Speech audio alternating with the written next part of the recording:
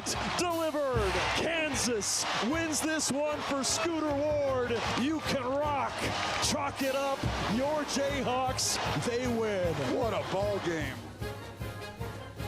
And now, here to say it's all fixed for the Jayhawks, Soren Petro. Right you are, Kay. I considered saying, Right now, you are. Now, here to tell Greg Gurley to shut up. Could you let Haney finish the call? They overlap each other just like that almost every time, so it can be. They do a good job. Oh, though. they do a fantastic job. Their job is they do a great job, but I'm saying as far as not stepping on each other, running into each other. No, I'm saying their job. They do that very well. It's just enough crossover.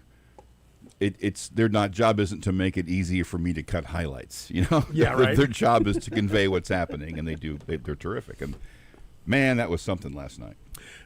It was. The Jayhawks get a victory. 913-3810810. We can talk about that if you'd like. Yeah. Kansas, K-State, Missouri, Chiefs, Royals, Sporting, always a topic here in the program. 913-3810810. Somebody mess with the processing here. Do I sound different to you? No. Okay. Okay. Not to me. But what did Anderson do? What did you do? What did stupid ass Jason Anderson do to the headphones in here? What did he do? He did something. He fiddled with it till he broke it, I tell you. Screwed it all up. Right then, finally. Sterling's like, Jason's like paid no attention to it, and Sterling's like, me? That gives you the idea of how it works. Sterling's like, they're bitching. It has to be me. It must be. And Jason's like, clearly not me. Did I do that? No. Yes. You just muddled through. Okay. Jason said it was Steven. Oh, I see. So there it is. Well, that's now we got to the bottom of it. What a cop-out. Yeah, I like it. It is the program here on Sports Radio 810 WHB. Pete Sweeney coming up in the 3 o'clock hour. Frank Bull in the 4 o'clock hour. Seth Kaiser in the 5 o'clock hour as we continue this week of What's in the 6 o'clock hour? The 6 o'clock hour is the best of 810. I see, but it's not us then. Good. So, it might be somewhere in there. I would hope. Somewhere we'll be in there. Yeah. Sneak in there somewhere. But I don't have to be here for it. You'll hear me at 10 p.m. with Michael Darcy. That's right. Wow. The night shift with Michael Darcy is at 10 o'clock. And for the first time in a while. How come it doesn't say the night shift with Michael Darcy featuring?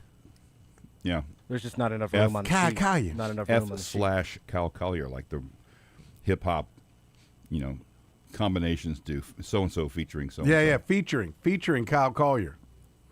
Featuring MC Kyle. MC Kyle. Well, I'll take that. Featuring MC Cheesy Poofs. There it is. I do like that. The new nickname. MC Cheesy Poofs. Rocking the mic. Yeah. All right. So we got a lot to get to. There'll be plenty of Chiefs in there, as you can tell. But Mark wants to talk NFL draft. That's it. Like, we've got my mock draft. Ready to go. I'm on mock draft 7.0 already. That's one of the questions in Frank Opinions, which you'll hear.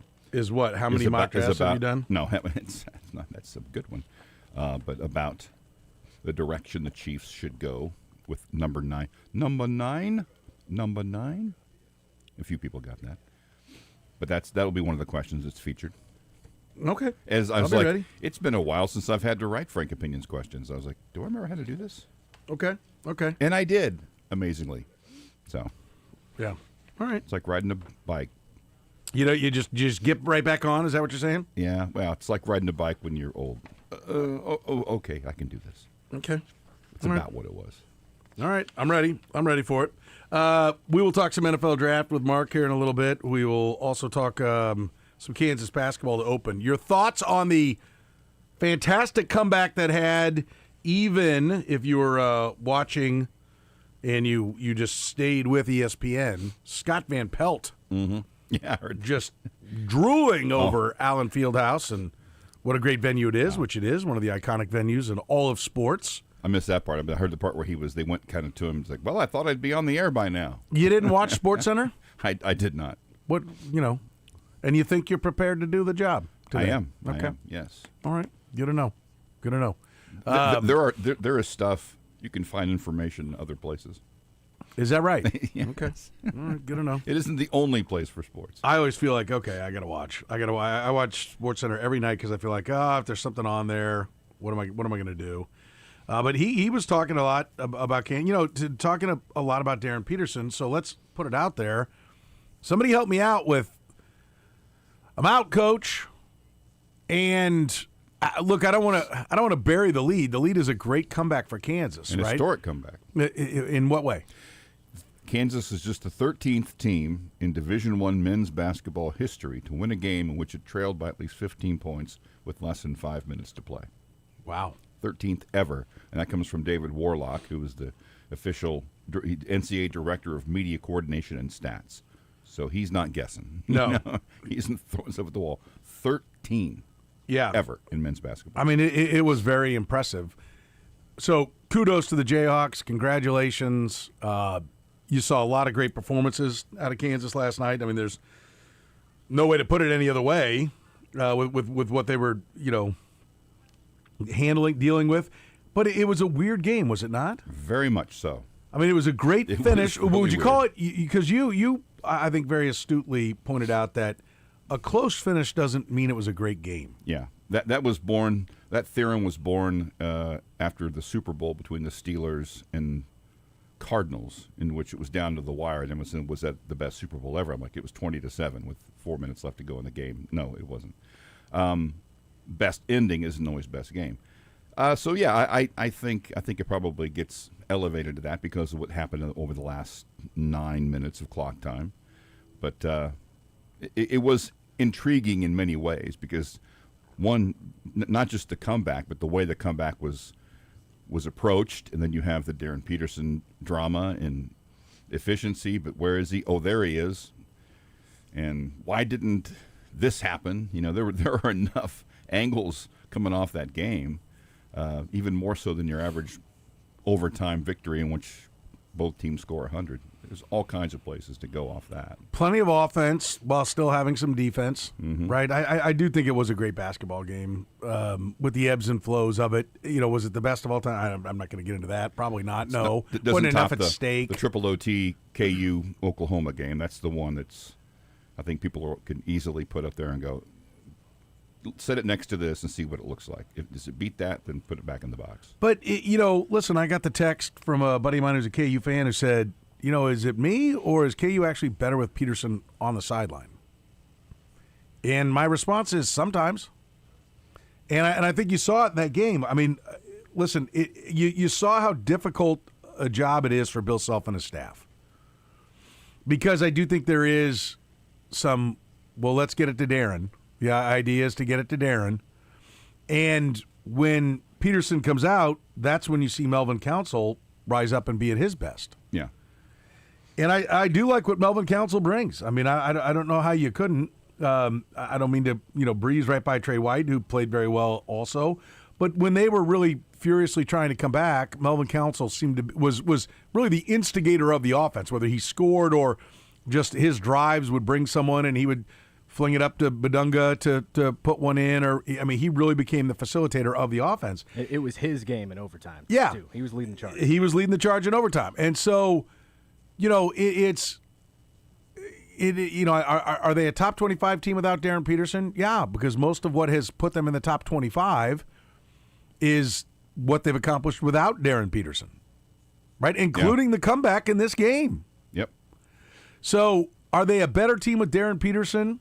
Maybe tomorrow, but come NCAA tournament time, no.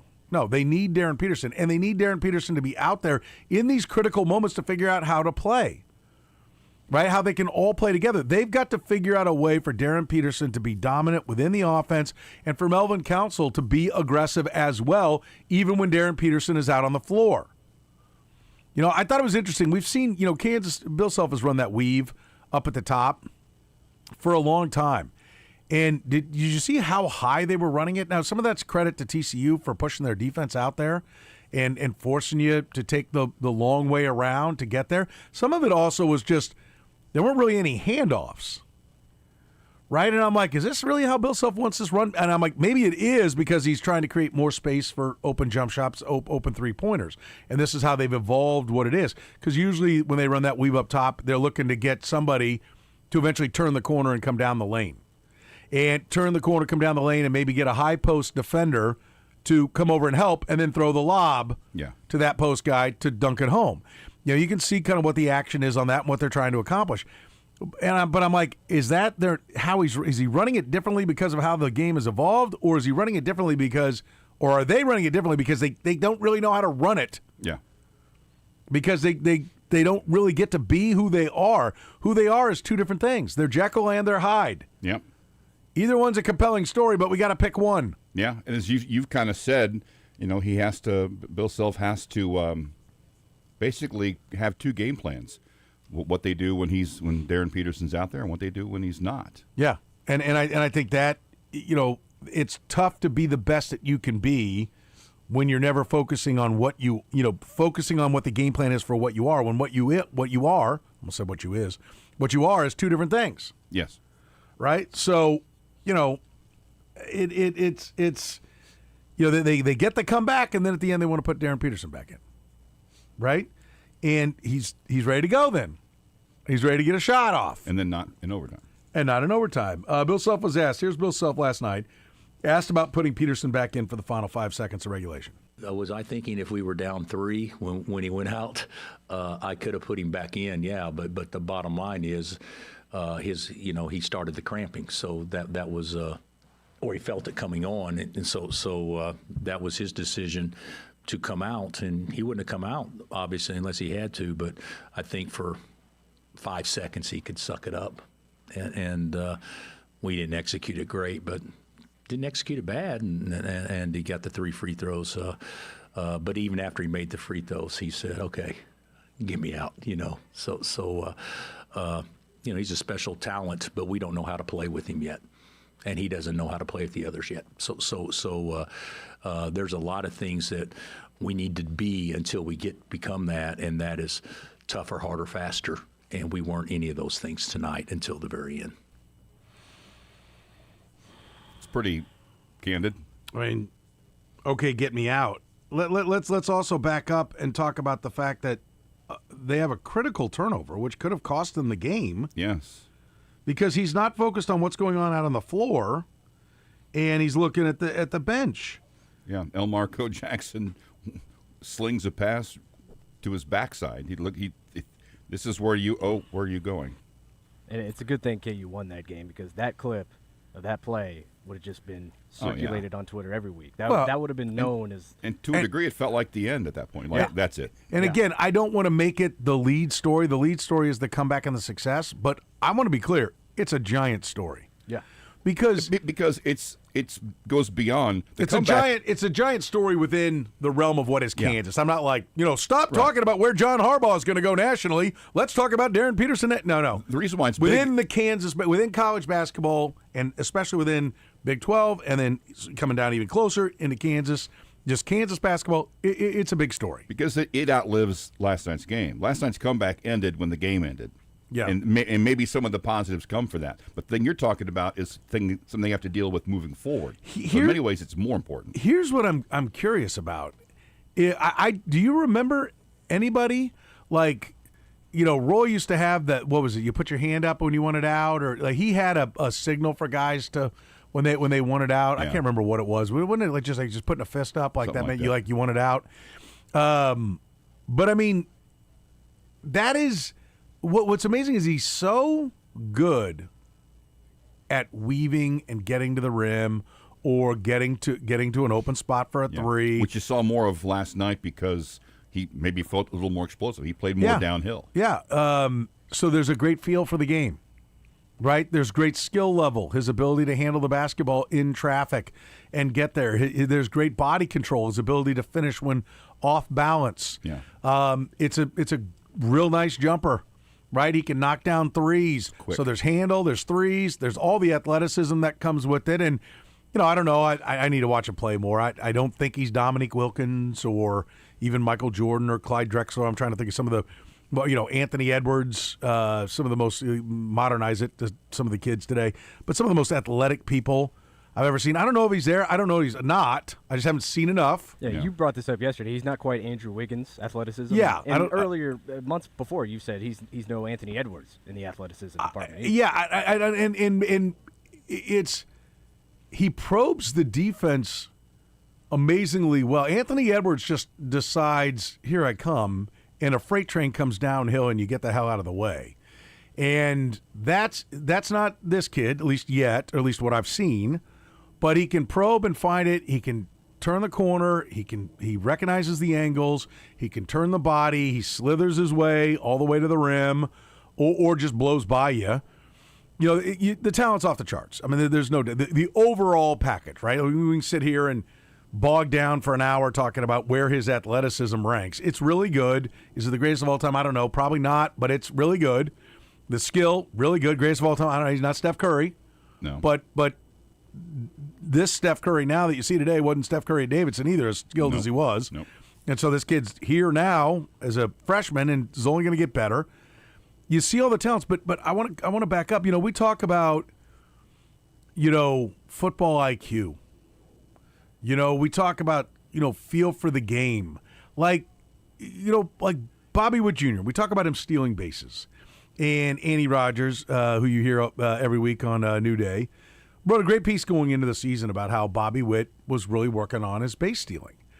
And that, as fast as he was, his success rate wasn't where it should be. And she quantified, his jumps aren't, Michael Garcia is way better base runner, success rate, and almost as many stolen bases, while his foot speed isn't even close. Yeah. Right? Michael Garcia's foot speed is I think less than Kyle Isbell. Right? And so yet he's this effective base stealer. Well, why is it? And she quantified, the lead he gets is bigger. The jump he gets is quicker. His finishing slide is better. And that Bobby was going to go to work on all those things. So in Bobby Wood Jr.'s case, it was he was so fast he could just run by whatever it is. I think Avery Johnson, why is he not the most skilled passer? Well, part of it is his entire life is if the guy wasn't wide open, why would I throw it when I could just run for 15 yards? Yes.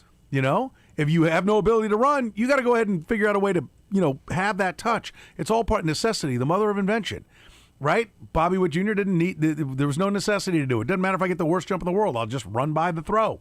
I can do it, But so then we come to the feel. So there's that aspect of the nuances of the game. Bobby Witt's a tremendous all-around baseball player, but I'm just giving you an example of where where refining his game brings it up him, this incredible baseball player, even to another level. And this year his stolen base percentage was definitely better. I cannot remember a tremendous basketball player not paying attention on the floor. And I don't get it. And it may be just all right, settle down, Tubby. It's a one fluke situation, and you're making too much of it. I'm not making too much of it. I just want to point it out, and I want you to take it out, and I want you to put it in the file. Yes. Okay. Put a pin in it. We've talked about it before. There are certain things. Does it mean anything? Is it the end of the world? It could have meant something. It could have meant they lost the game, right? But mistakes happen. Accidents happen. But that is the most uninstinctual thing I've seen somebody do that plays at a high level on a basketball court in forever. The preoccupation was, I got to come out over where's the ball. And I think the other aspect of that you look at this is, look at how the immediate thought when he's on the floor is, well, get it to Darren. He's nowhere near a scoring opportunity. Yeah. And yet the idea 30 is, feet from the basket. Here we are, late in the game. It's not going our way. We're down. Whatever, just get it to him as fast as you can. Speaks to what the mindset of the rest of the team is, in the sense that it's no, this guy's got to just go do it. We just get it to him. Because that's what we do. Yeah, I mean, listen, first and foremost, have your head in the game, right? When the ball comes across half court, put your hand up, wave, yell to the bench while you're looking at the guy. Whatever it is. We also, wasn't it Bill Self? Was it Bill Self who said last week, well, you can tell when he's not running right. Somebody said that last week. Yeah. Maybe it was Sam McDowell. Something along that. I can't remember.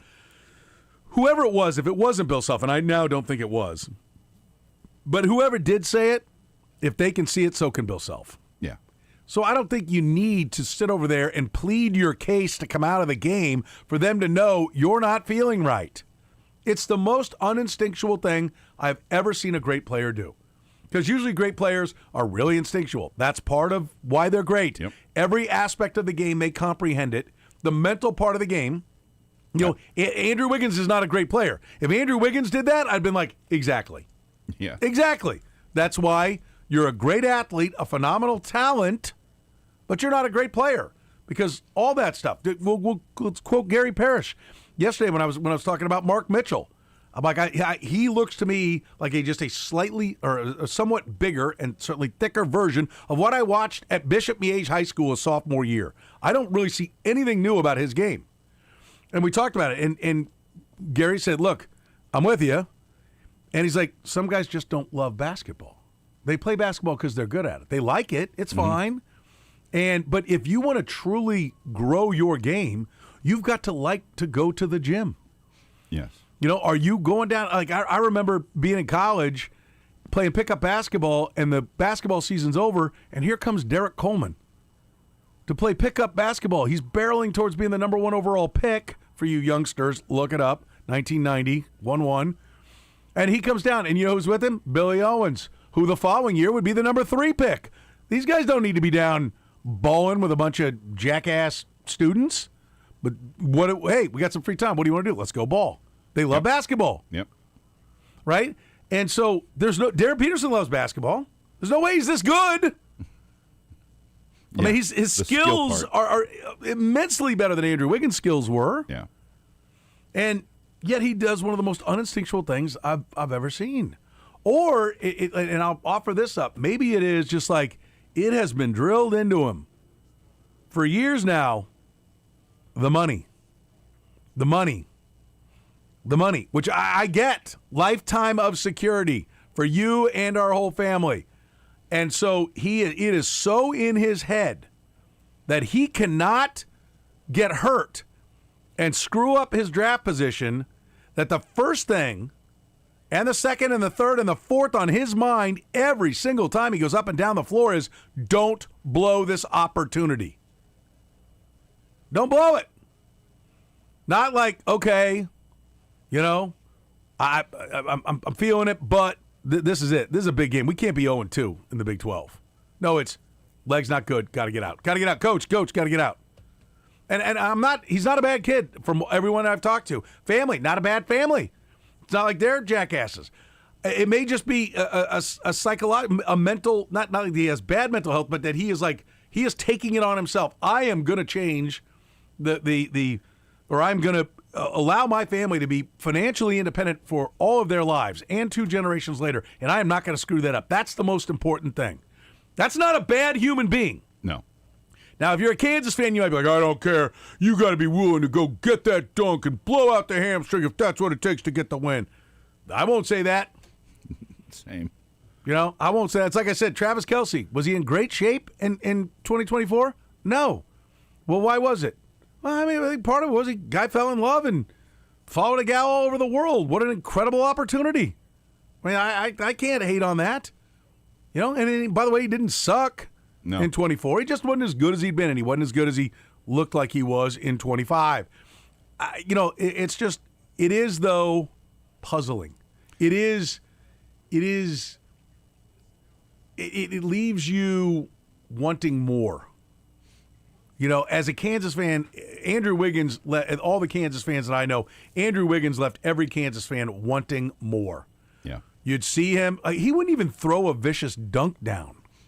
You're like, my God. You could probably we know you long can do jump it. 24 feet, yes. High jump 8. I don't know what the record is now. That's made that stupid. High jump 7. I know they're over 7 feet. You know, like you literally. I mean, your mom was a track athlete. Your dad was an NBA player. You know, and there was never that moment where you're like, oh my Lord. Mm-mm. You know, the Wayne Selden dunk. That the dunk everyone talks about at T-Mobile Center. That was him, not Andrew Wiggins. And the other part of it is at the end, overtime. Okay, we've made this miraculous comeback. It's tied. We got 5 minutes to win this game and avoid going 0-2 for the first time since 1991.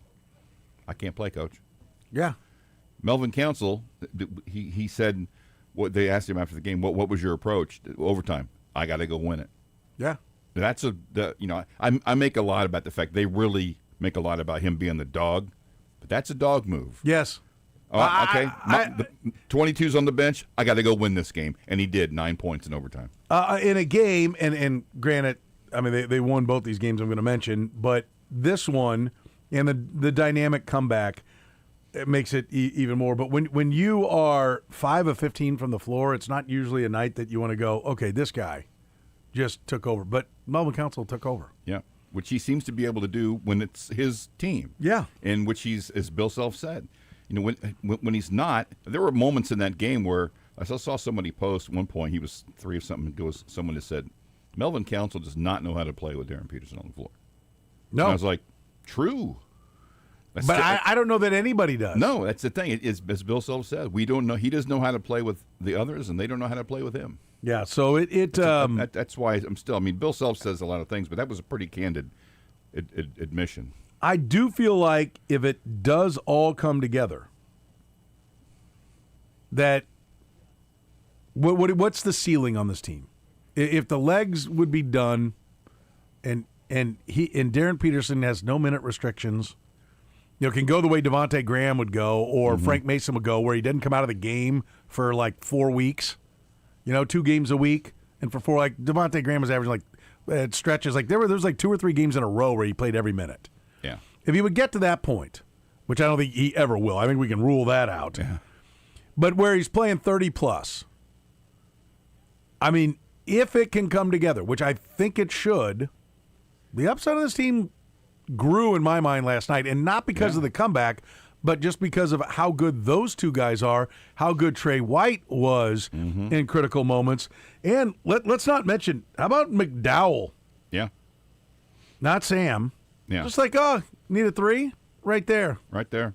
And Bill Self, he thought the best player of the game was Elmarco Jackson. Yeah. And for a couple of things he did, stepping through a trap, they could have turned the ball over. I mean, he stole the ball late. That's right. There. Yeah, that's right. And when you have a truly great player, a truly great talent, maybe you lean because it was Kansas. It's easy to look back and say, well, Danny Manning led him to a championship. Like that could happen again. I mean, dude, it's easy to say, well, if he's who he is, I mean, he's scoring at a crazy pace. Now, part of that we mentioned, the plus minus maybe isn't that great, but he's averaging 34 points per 40 minutes played. That's amazingly efficient. If he can play more and they can figure out ways to continue to be effective with him in the game and others around him, I don't feel crazy saying the Final Four is the ceiling. I think the Final Four is the ceiling. Yeah, I think it is. But I think some people would say slow down. I think if you have a player that's that great and a coach who knows how to win in the postseason, and listen, Final Four is definitely on the table. If your there's reaction a lot is of things between those. This was an unranked TCU team, like settle down. I understand that. I'm not. It's not about the result against TCU. It's about what the pieces look like. If they can make it all come together, figure out the rotation, because it's still early in the conference season, and part of it was because Darren Peterson sat down, but they still played 10 guys. Yeah. Right? Now really 9 because there's only 3 minutes for Calderon, but still 8. 8 I think is the rotation you want. Yeah. So excuse me, I'm all choked up. I didn't know what to say. I could have covered it. No, it's all right. I just decided to let that one hang. Yeah, let it hang out there. I went. Yeah. Getting over a cold. I was not instinctual. 913-3810810. We'll take your phone calls next here on the program. The program with Soren Petro. I pee my pants. Weekdays from 2 to 6 on Sports Radio 810 WHB. Look, we're talking about the Kansas game last night. Basketball's in full swing right now. The beauty of basketball is you've got hoops every single night. Fast breaks, buzzer beaters, block parties. They're all in action right now. However you like to get in on the action, you can do it on Underdog right now in Missouri. This season, You can make team picks and player picks. Just download the app, sign up, and you'll get $75 in bonus entries when you make your first $5 fantasy entry. Using Underdog is easy. Just pick whether your favorite team will win or if your favorite players will go higher or lower on stats like points, rebounds, steals, and more. Plus, the Underdog has quick payouts. That's right. With Underdog's quick payouts, you get your profits fast.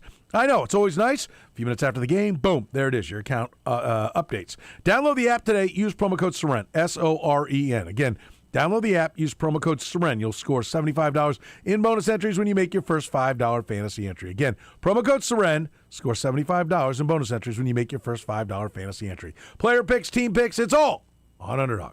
Must be 18 plus and present in Missouri. Terms apply. See assets.underdogfantasy.com/web/play and get terms _DFS_.html for details. Concerned with your play, call 1-800-GAMBLER or visit www.ncpgambling.org.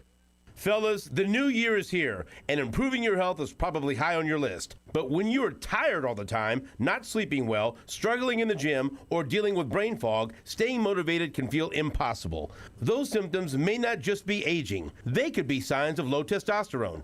Low T affects more men than you think. Starting in your 30s, testosterone levels decline every year, and it happens so gradually that you may not realize why you don't feel like the same man you once were. Heartland Men's Health specializes in diagnosing and treating low T and has helped many men reclaim their energy.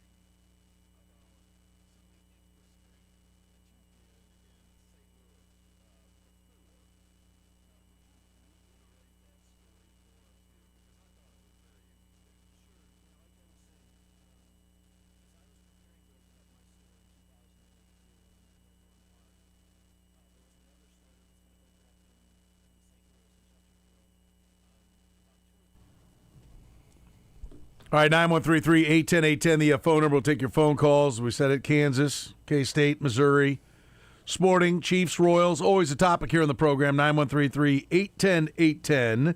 Let's get things started. We mentioned Mark waiting patiently. You're in the program, Mark. What's going on, buddy? Hey, Soren. Just like to preface this by saying I'm not saying I want to take a running back in the first round, but just kind of wanted you and Kurtis your thoughts about this exercise I did. I don't know if you've ever seen something. Well, first of all, Kurtis is against any and all exercise. I was gonna do that, and I thought, nah. Yeah, I beat you to it. I want to get him involved because I know this is true for him. So, but no, I don't know if you ever see something that the analytical narrative takes you one way, and you're like, my eye test takes me completely a different direction, and I do the math on what I'm about ready to give to you, and I'm like, it come out just as I thought it would, and.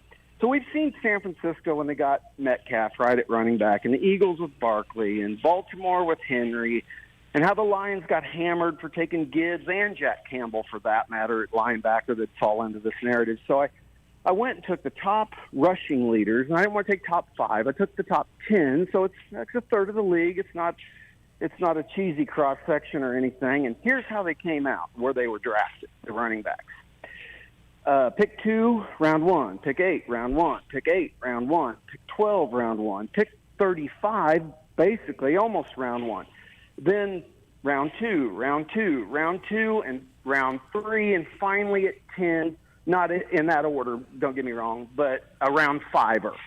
And so... And this is, and who is this, the 10... The running backs are the yardage leaders from this year. Rushing or yards from scrimmage? Yes. Yeah, I did not all purpose, but okay. I just went rushing yards. Okay. So it's 1, 1, 1, 1, almost 1, 2, 2, 2, 3, and 5. Mm-hmm. And you'd be hard-pressed in any other position to come up that top-heavy on where the impact players are. Oh, I think you should do the exercise for edge rusher, and you should do the left tackle. Yeah, I agree. There's a few, but you got to admit, 1, 1, 1, 1. Pick 35, 41, 8 or 7 of the 8 are 45 and higher picks. Now, here's what I'd ask you to do. Here's the next level is then how many? Then go back and how many of those first rounders? There were 5 of them that were first rounders, or 4 of them? 4 and then a barely second rounder. But a second. But I mean, so there were 4 of them. Yes. Now tell me how many in however many years those backs go back, all of them, whatever the first one is for that whole group, whatever the oldest one was. Derrick Henry on that list? He was. All right, so Derrick Henry will take you. He was a second, so that'll take you all the way back to whenever his career started. I'm sure he's the oldest one on that list. I think so. So if you go back, then tell me how many other first round running backs were there? So it's like you're right to say that. I'm with you. I do believe that they are, and for me, I don't even mind that Derrick Henry gets away in the second. I think the guys that you can't let get away anymore are the guys that catch the ball. They're Bijan Robinson, Christian McCaffrey, Saquon Barkley. Those are the guys that when they can be a part of your passing game as well, those are the ones that really warrant that first-round pick. But what teams are hesitant about is how many guys have gone in that first round. If it's 4 of 9, not a bad investment. If it's 4 of 26, well, then there's a lot of failure there, and you're taking a big risk. And it is probably somewhere in between. I mean, there aren't that many first-round. Can I give a little pushback on this then? So there's probably less running backs actually taken. That would make this list even more overwhelming because people don't draft running backs in the first round. Well, and that's where I was going next, and I think you're right. I think you will find that there aren't that many that go in the first round. So when they do go, they're pretty much a no-brainer, right? And do you have a no-brainer in this draft? Yeah, I don't know that. Like I said, I'm not sure what I want them to do, but I know this, or I think I know this. Analytics has went too far on the running back position. You can see the impact the running backs make, and they don't even have to be a top 10 running back, but a really good running back to have. Well, let me come back at you with this. You mentioned the Lions, and you said they took Gibbs, and they even got crap for taking Campbell, and they've 50% on making the playoffs since they've done it. Mm-hmm. Right. I mean, it's. Or are they? Hang on, Gibbs. Is this year 3 for them? Is it 2 playoffs in 3 years? I think that's right. So we'll see what happens next year. If next year they're 8 and 9. Then we're going to be like, okay, that was great when they had the engine up and running. But now they've got those two guys, and they're missing because they don't have an edge rusher. They're not getting – there's no one – they're double-teaming Aiden Hutchinson. He doesn't get there. Or they don't have any secondary help. That's why they lost to the sorry-ass Chiefs, in Kansas City, because they lost a couple of guys in the secondary and they had nothing else to do. I mean, there are other narratives there. Yeah, there are. But then you'd go the other way and say, well, look at a Myles Garrett. Everybody take that. Who wouldn't take that, right? At the same time, well, look, his team isn't doing any good. Well, that's a fair point. It's a team game. You know what I mean? And I think it's just gone too far. That's all I wanted to see what Kurtis and you had to say about that. I think you're right, Mark. Thank you for the call. Good stuff. And I do. And I think that's where you need to be as a general manager in all sports. The pendulum very rarely hangs at 6, which is where reality is. It swings between 3 and 9. And so when it's at 3, you need to be recognizing that, hang on, we're too far out this way, right? Like early on when everybody's going running backs, the New England Patriots are like, okay, you take those running backs. I can't even remember who was the muscle-bound Alabama running back that went like 3 to the Browns and they traded him to the Colts. Trent Richardson. Guys like that, Curtis Enos and, all these guys that were going high that ended up doing absolutely nothing. And the Patriots are like, that's fine, we'll take the D tackle. That's fine, we'll take the O tackle. That's fine. And then now I think the pendulum comes all the way, then it goes all the way over to 9, and, great running backs aren't going until the 3rd round. And other teams are like, oh, well, I'll go ahead and, Christian McCaffrey, the 49ers or the Panthers are like, we'll take that. I mean, I see where that works. So, I mean, I think that's where you have to be reading where the value is. I mean, it's always about the quest for value. If the Chiefs didn't have to go other places, I think Jeremiah Love's about as close to a can't miss as you're going to see right now. I mean, he really does everything. But if they didn't need edge help, I mean, I realize that they're not your typical number 9 picking team. They're the pedigree, the other things. Some of the talent on the roster suggests they're better than your average team picking number 9. But part of the reason they're picking 9 is because nobody touched the quarterback last year. So if they were in this spot and they had guys on the edge that they thought were good and could trust, maybe you go running back. But they don't have that. So I think that's the part. You have to go edge there, I think. And to your point, if the 2 top guys are there. And Mark, to your point as well, when the Chiefs did go running back in the first round, they went Clyde Edwards-Helaire. Everyone knows it didn't work, and everyone will bring up that Swift and Jonathan Taylor, I think, went 8 picks later, and then Swift went 2 picks after that, I think. Mm-hmm. And they've both been really good running backs, and had they taken either one of them, it would have worked out a lot better. Jonathan Taylor obviously was the pick. So, one, identifying him isn't easy. They had their pick of any running back they wanted, and they got it wrong. I think what you'd have to do if you're Brett Veach and his staff, and a lot of the guys that were part of that pick are now GMs in other places, right? His group that he had together, Ryan Poles was part of that pick. He's the GM for the Bears. Barganzi is the GM of the Titans now. He was part of that decision. What happened there? Was it Andy Reid went, that's the guy, he's perfect for me, and everybody went, coach, hey, or was it like, we have to have a running back, take the best one? Well, we're not sure about all of them. Jonathan Taylor we really like, but there's a workload issue because he carried the ball a ton at Wisconsin. We don't know if he's going to hold up. We like Clyde because he hasn't played that much, but he's pretty small. And, then we got, like, what was it? And somebody said, I don't care what it is, find the running back, pick it. And they did not have a commitment to any running back, but they were given an edict by the coaching staff to take a running back no matter what. Yeah. I mean, I can tell you, I know for a fact in that draft, they were on the phone all day, and I think were pretty optimistic that a deal was going to happen to trade down until Jordan Love went to the Packers. And then everybody quit calling. That's who everybody was moving. Look, they were talking to all the 20s and into the 30s about, well, if he doesn't go, I'm going to get up there. And as soon as Love went to the Packers, then it was over. And then they're locked in at 32, and now you got to pick somebody. You don't get to go, no, we'll wait. Let's end tonight, and we'll pick up 32 tomorrow. We'll be first tomorrow. You got to go. You got 15 minutes. Or and 10 so minutes. Understanding why, there are a lot of layers as to why they would have taken Clyde Edwards-Helaire. But I mean, I think you're right, and I think the whole league is recognized that, Mark, and they are willing to take the running back in the first round. At 9, I have a hard time. You're going to have to really convince me that there is not an edge rusher or a disruptive pass rushing D tackle or a left tackle candidate, which you can play on the right side. Penny Sewell's playing over on the right side. A tackle. Fano might be there. Maybe corner, but not even corner, because I kind of want to take a position that I feel like he's still going to be playing at a high level for the second contract. And that's where you can't go too high, I think, on running back and corner, because I think the track record of those positions are they're not good in second contracts. I'd be curious, Mark, if you're, go ahead and run that. Tell me how many of those guys are on their first contract. McCaffrey's not. Henry's not. I can answer a couple of those. I don't know if Saquon Barkley cracked that list, if he was in the top 10 or not, but he's not. If he was, if not, he was obviously great last year. But how many of those guys are all first contract guys? Yeah. Because can you afford to, when you're this far over the cap, when you've got, a number of spots where you think they need to address, can you afford to put it all into a guy that you're going, hey, we acknowledge we're probably getting 4 good years out of him? Or do you need an answer for the long haul? Then you're better off taking another position.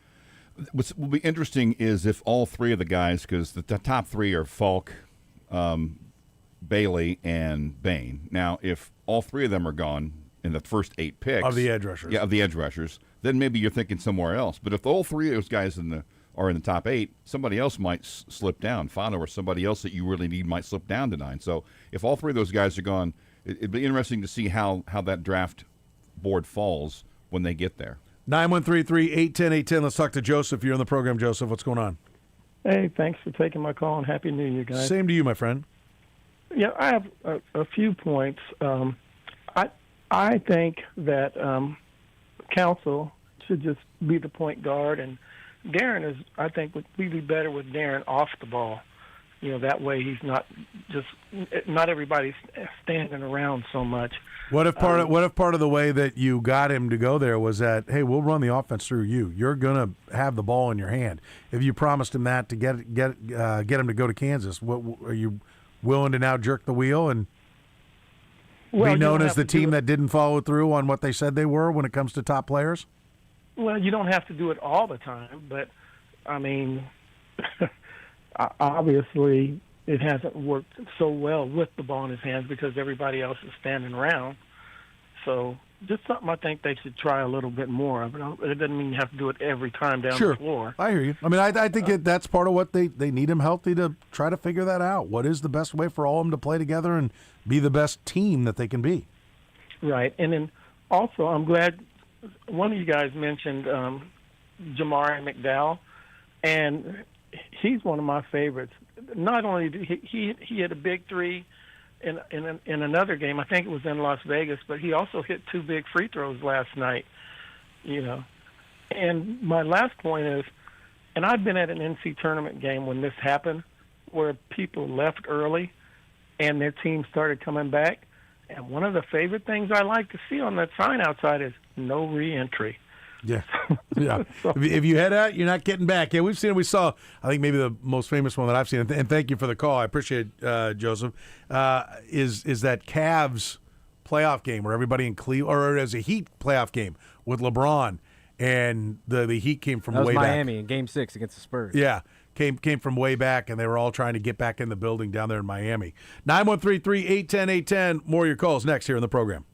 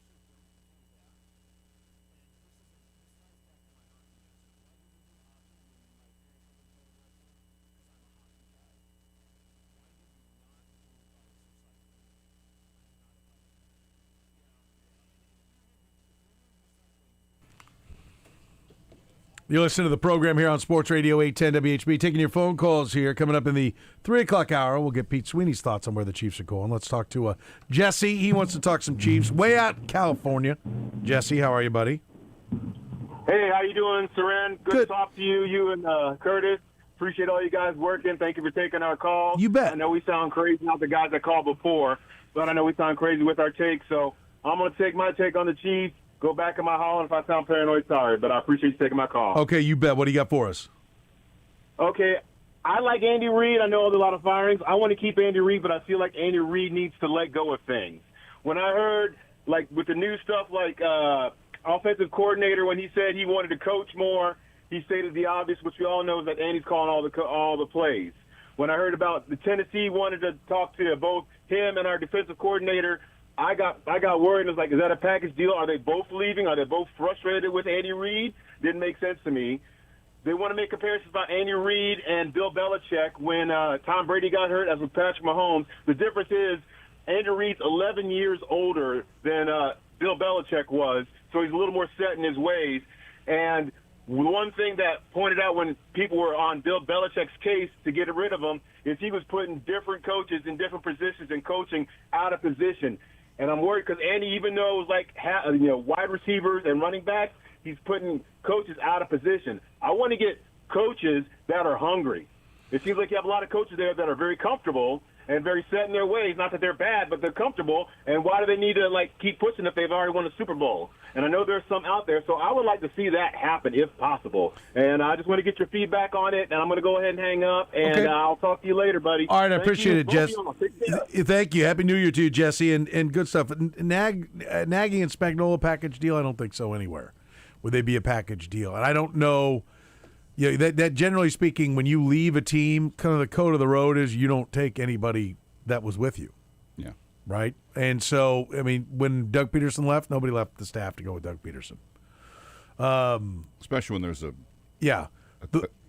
connection between, like Nagy has with Reid. And I would be surprised, but if it did happen, I would wonder what's going on. To your point about the coaching staff, though, I think it is a good one. Like, there are a lot of guys that have had a lot of job security in an industry where you don't have security that have been able to know that their kids are going to go to the same school year after year after year, probably making good checks because generally speaking, when coaches get raises, which Andy Reid's had many, they take care of the staff as well. They're probably, we know Steve Spagnuolo's the highest paid assistant coach in football, or at least he was last year when he got the new deal. They're all probably really well paid. And when a guy's taking care of you like that, are you really willing to go in and be like, Coach, you're wrong? I mean, when you've been given so much by an individual, when you owe so much, not owe because they do a good job, right? Or he wouldn't keep them around, theoretically. But it's tough to go in and be like, hey, Coach, like, we got to do this different, man. We got to tear this down when this guy's responsible for your nice house and your lake house and your third car for 2 drivers and your, whatever it is that you got going on, your retirement that's all set and your fat cruise you took, in your downtime. Like, it's tough to go in and tell that guy, dude, we got to change. Right? Being a yes man served you really well. And when Andy's always been ahead of the curve. It's why I say I think it's really important for Brett Veach and Clark Hunt and probably Dave Tobe, Steve Spagnuolo, and Matt Nagy, the closest lieutenants that he's got, to be the ones that need to say, hey, Coach, we need to change. We missed on this. You hope you got people that are close enough to you that feel comfortable telling you that, and you hope that you'll listen when they do tell you that. I'm not saying that day's today, but at 65 plus, you start to put your head in a swivel. And so, yeah, I mean, I would like to see somebody come from outside. Now, you mentioned Belichick versus Reid, in the out of position stuff and how the Chiefs have a wide out as the running back coach and a running back as the wide receivers coach. But I think that's fair criticism. Like, is this working? Because neither one of those positions were really productive. And there's an investment, certainly in the receiver position, and it's not really been returning that investment. And so I've always said, when it starts to go south, when a guy gets old, when it's starting to come to an end, it's generally because he's starting to buy his own BS and starting to quits looking for the truth and ends up deciding whatever I say is the truth. No, this works because I said it works. No, you have to find out what is going to work, figure it out, and then go do that.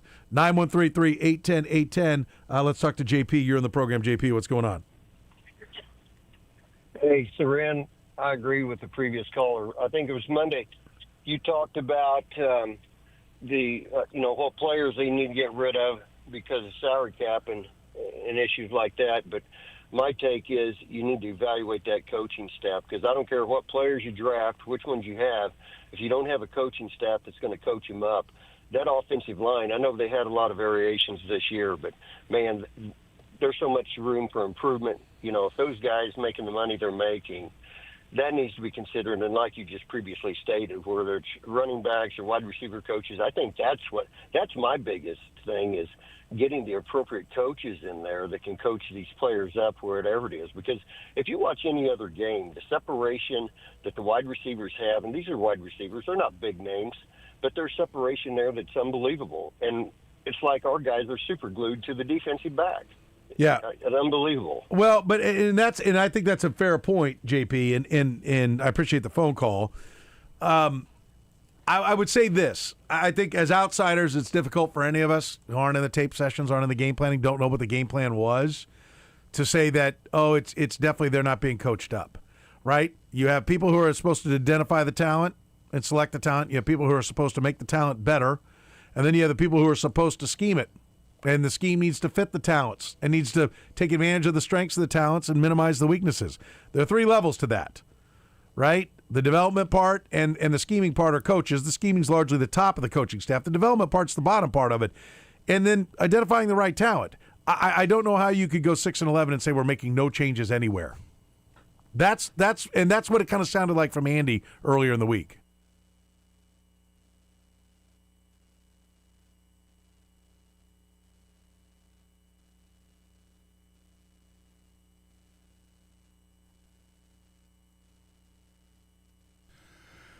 All right, how many quarterbacks taken with the number 1 overall pick have been named NFL MVP? Brought to you by Nick and Jake's.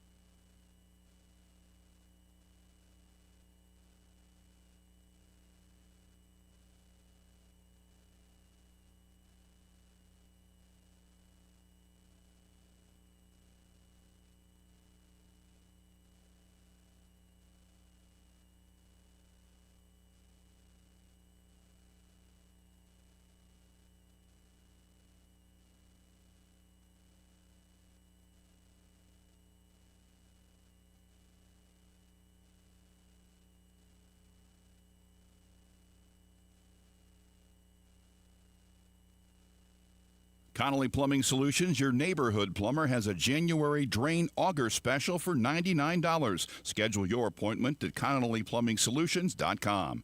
15 down with less than 5 minutes to go. In the history of men's college basketball, only 12 teams had ever dug out of that hole to win.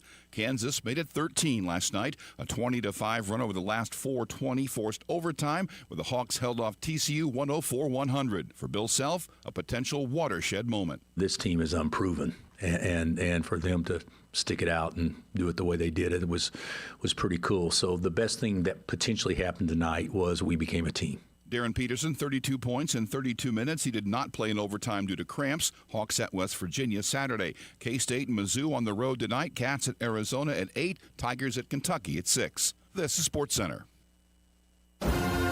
Every day, every practice, every press conference, every behind-the-back pass, he's there. Now, he's here. He's Pete Sweeney of the Kansas City Star on the program.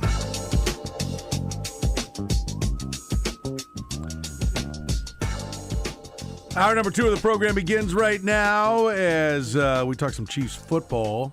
Pete Sweeney joins us here in the program. Pete, of course, always brought to you by our friends at Family Leisure. They're Kansas City's best. If you're looking for a place that has everything to do with family and fun, it's Family Leisure. K10 and Ridgeview, online at familyleisure.com. Great clearance sale going on right now at Family Leisure. Mention 810, save even more, whether it's the hot tubs, the spas, the pools. Listen, once we come by Jan 1, once it's time to take all the holiday decorations down, it's all about spring in my world, and it'll be here before you know it. Yep. Like today. Feels like it today, yes. We're at 60-something degrees. Enjoy it. It'll be like this a lot very soon. Get to K10 Ridgeview. And if you're looking to enjoy some fun with the family, even when it does turn cold, which it probably will next week, go check out the poker tables, the pool tables, the shuffleboard. How about some theater seating? How about a massage chair? They got it all. It's where family and fun comes together. It's at K10 and Ridgeview. Mention 810, save even more. Let's welcome Pete Sweeney to the program. Pete, how are you, sir? Good. Hard not to be thinking about the big college comeback last night. Syracuse was down 6-2. Yeah. And, we pulled it out. That's yeah. right. Was it Georgia Tech? I don't even remember. I just saw the score. I didn't watch the game. Georgia Tech. Yeah. It was a big one. It was a big one for the Orange. Yeah, good call. I like the misdirection there. Well played. Well played, my friend. No comeback for the Chiefs late in the season. What's your lasting takeaway from how this year went? What's the the lesson that should be learned by Andy Reid, Brett Veach, Clark Hunt, the upper edges of the Kansas City Chiefs organization? Yeah, I think this is going to be one of two roads. It's either going to be a point where the Chiefs are serious about fixing some of the tinkers in the armor, or they're going to just kind of say, well, we lost 8, 9 one-score games, and it's going to be fine next year. Now, of course, they're going to make changes, but I just think it could serve Kansas City well. Like if you guys listen to Matt Nagy's last press conference, I know Nagy annoys some fans, but I just thought it was telling. Like he's kind of like, maybe this in a way will be a blessing, much like the Raiders' ass whooping was the year they went on to win the Super Bowl. And the only way that happens is if I think they're just serious about maybe some of the lapses they've had, in part because they went all in to go for the three-peat, and then a couple misses in recent years, some draft classes maybe that underwhelmed, and so I just think we're at the beginning of something. Is it going to be one road, or the other? Yeah, let's talk about the Nagy part. You mentioned his comments. Is Nagy part of this equation next year? Because he sounded like a guy that ain't coming back to me. I think that's been the indication the whole time, and that to me has been the vibe of him and the vibe of the team. I think at a certain point, you look at Eric Bieniemy and his tries to get a head coaching job.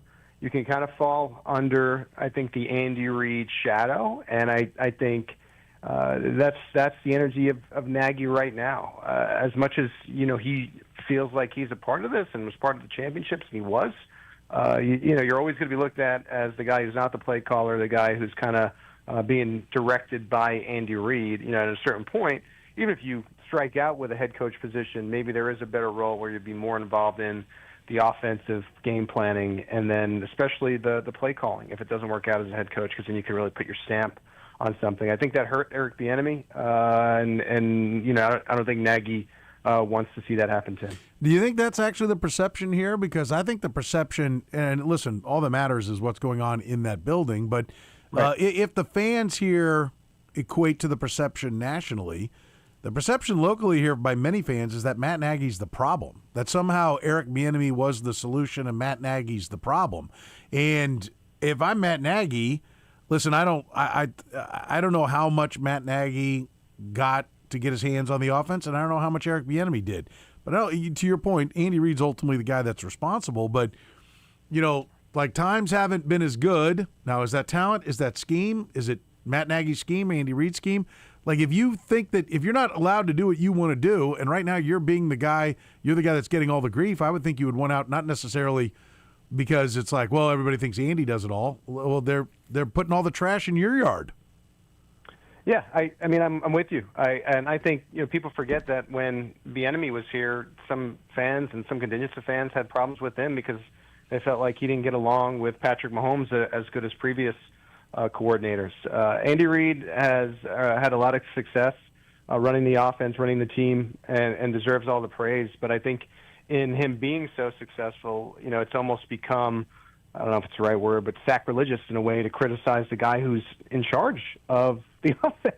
And by naturally winning Super Bowls, and not to say that it isn't deserved, but naturally you get a fall guy with that, and it always seems to fall on the coordinator. And to me, you know, I think some of that, of course, he's involved with the offense, but I do think sometimes it's funny. I mean, I've said it a number of times in the show. The tendency is when the Chiefs' offense is purring, Andy Reid's a genius. When it's failing in some capacity, get rid of coordinator X, and that just seems to be happening again with history repeating itself. Yeah, it does. All right, so what is it? Is it scheme? Is it talent? Is it head coaching? Is it coordinating? Like, what went wrong this year? Yeah, I mean, I think injuries played a part. I think to an extent there has to be some sort of refresh of the scheme. I didn't think the Chiefs ran the football enough. I had a big problem throughout the beginning of the season with the run-pass balance. But then again, that bleeds into personnel. And if you are with running backs you're not that confident in, are you going to try to run it and have that run-pass balance? And so I think it starts to bleed into the personnel. And then on the defensive side, I think there were issues with third down. I think Steve Spagnuolo, third down and end of game, has been really good in previous seasons. I think their Achilles heel was the front four and not getting pressure unless they blitzed. And it was a problem that kept arising, and in big spots like long third downs, like end of game. They would have to send an extra man, but the good quarterbacks can find who's loose then, and that happened, I think, too many times. But again, you know, and not to cop out of the question, but I think it's a marriage of everything. You look at the last three drafts since 22, it has been underwhelming. I think that's a fair thing to say. And so when that happens, and at the same time, simultaneously, you're choosing to pay the older players, which hasn't really been your strategy, and you're doing that because you want to do something that's never done before, it's great. And it was great that they got further than anyone else to shoot back-to-back, two-time champs in that stretch. But it does suck when you get to this part, when maybe you haven't drafted as well as you wanted to. You devoted the money, strapped you a little bit in free agency, and now you're, in my opinion, I'm not going as far as a rebuild. I think anytime you have Patrick Mahomes, you can be in the postseason. The Jets are rebuilding. I think this is leading to a reshaping, a retooling for this roster. Yeah, look, the Chiefs were, 21st in scoring offense? Yeah. They were 6th in scoring defense. And, I mean, like, I don't hear an acknowledgement that the offense is broken when I hear Andy Reid talk. Got to clean some things up. You know what I mean? Like, I get the last 3 weeks piled on, there's no doubt, with no Patrick Mahomes. I mean, I think, but I also think, it kind of demonstrated that, yeah, the scheme, the offense itself, delivers nothing. Like, they were virtually inept offensively over the last 3 weeks without Patrick Mahomes. And, they were down to a third quarterback. I get it, but there was like literally one play. It was the 51-yarder to Hollywood Brown. Otherwise, what did they? It was the fourth quarterback. Yeah, that's right. It was Shane Buechele who threw that. Good point. I think, and it doesn't matter what Andy Reid says to us, as long as behind closed doors, he's like, look, this is how we have to change. I think they have to get more powerful. I think they have to get bigger. I think they have to get stronger. I think they've played the finesse game while everybody defended the power game, but everybody's defending the finesse. And it's the guys that can play some power that are having success. And they've got to make that transition. And Andy Reid, his end-of-year press conference, which, when you'd ask kind of these last 3 weeks, we've all been ready to move on. The fans have been ready to move on to what about 26? And Andy's like, we got a game to play. Didn't really want to get into those big picture things. Well, now it's time for the big picture things, and he's still kind of saying we just need to clean some things up. Yeah, and you just wonder how much he wants to get in now when maybe there are going to be personnel changes. I think there is a little bit of remains to be seen to that, and I do think he needs to be willing to adjust to what you're saying. If you look at the playoffs with the teams, so many of them have these running backs that can ground and pound and at least give you a little bit of fear. I think part of the problem was that Kareem Hunt was fine, Isaiah Pacheco also underwhelming, but none of these guys really struck fear. And he did admit that part, which I thought was telling, that we just, we didn't strike enough fear within the run game. And I think with that is an acknowledgement that they need to be a little bit more balanced and meet the rest of the NFL there. And I agree. I think so many of these draft picks after Tyreek Hill and the trade have been trying to replace Tyreek Hill, and there's one Tyreek Hill. And so, when that happens, you got to go for some of the bigger receivers that might be a big target on the outside, where you can go downfield and let Patrick Mahomes have confidence throwing a 50-50 ball and getting it.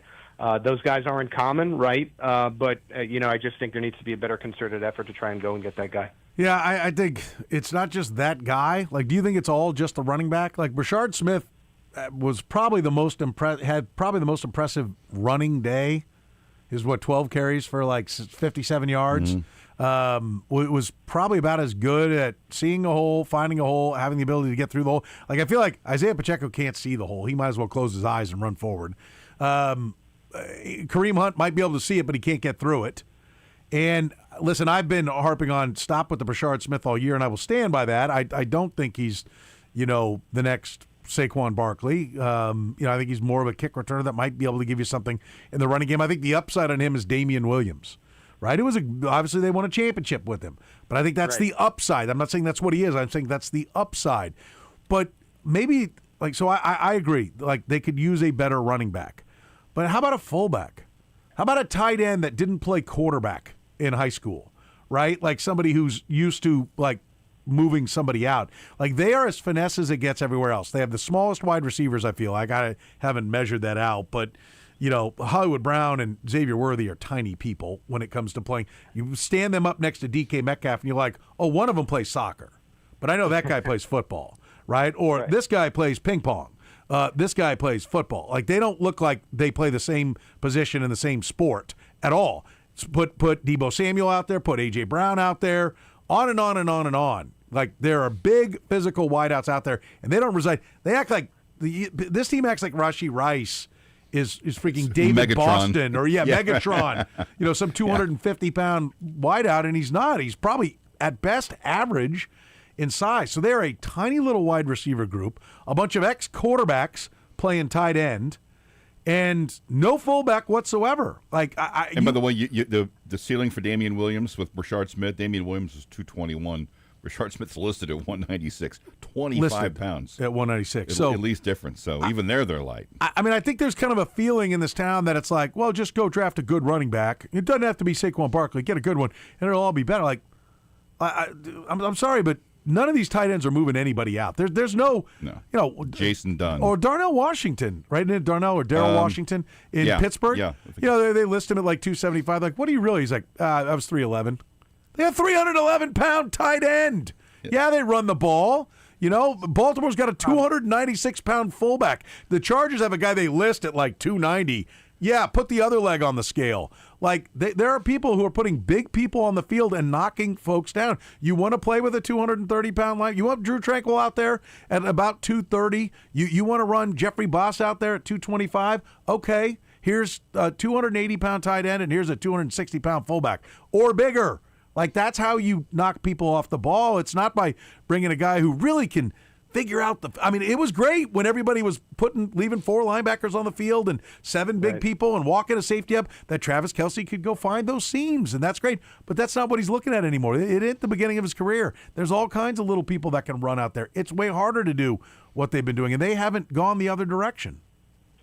Yeah, I mean, I would echo everything you're kind of saying, and I think it leads you to the draft conversation where now they're picking them in the top 10, and I have seen the tweets and the posts and the comments of go and get Jeremiah Love. I just think that would be fun if I think all the other pieces were in place that you really need to give him room. I mean, like, you look at Saquon last year compared to this year, or you look at Ashton Jeanty, who's been a waste. Unless you have the pieces in place, it really doesn't matter what the running back is. And so I tend to think the Chiefs should have a mid-round running back and also draft one in free agency. I think that would be a good strategy in terms of that. But, yeah, you're right. I mean, it'd be nice if Travis Kelce does choose to call it up, and even if he doesn't, to have a tight end at some point in the draft. But I think with that top pick, you got to be looking at a pass rusher. I just think the need is too great. I know you talked about the defense being top 6.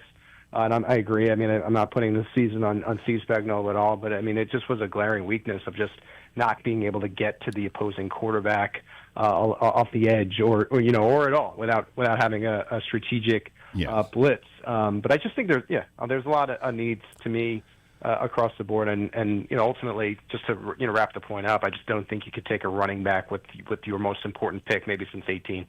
You mentioned toward the end there having to do everything to bring pressure. There was somebody who does stats, I can't think of who it was. They came up with it's a formula that basically ranks teams by how diverse their types of pressure are.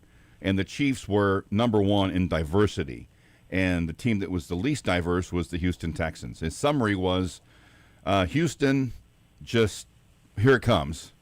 Right. And the Chiefs, it was smoke and mirrors, which is about what it often has to be with Steve Spagnuolo. You'd like him to not have to scheme pressure on every single down. And Curtis, I mean, you could, that point, in a way, and I mean, I know you're bringing up the defensive numbers. I mean, that could bleed over to the points we're making about offense. Like, everything for the Chiefs, both sides of the ball, was hard. Nothing was easy. And that ultimately is why they didn't make the postseason. I mean, you got to get some players, some talent in here where things just start to become easy again, and we just haven't seen that enough. We didn't see it really at all this year. And you can make a case that was the case last year. They just were on the other end of the one-score games. And so players that can make everything easier for the coaching staff would be good. And again, that goes to the past 3 drafts. They really have to have a good draft this year. Yeah, I want to get into the scheme. I want to get into Travis Kelce. We'll get into Andy Reid's future. We'll do that with Pete Sweeney. He's our Chiefs insider, beat writer for the Kansas City Star. He's brought to you each and every week by our friends at Family Leisure. They're at K10 and Ridgeview. Mention 810, save even more. One of my favorite places on earth. How about a billiard game? We had all the folks over for our house for the holidays. All the kids loved playing the Galaga. Well, I love playing the Galaga. Let's not lie. They like the Miss Pac-Man and the Frogger and everything else. You can get it right now at Family Leisure, K10 and Ridgeview.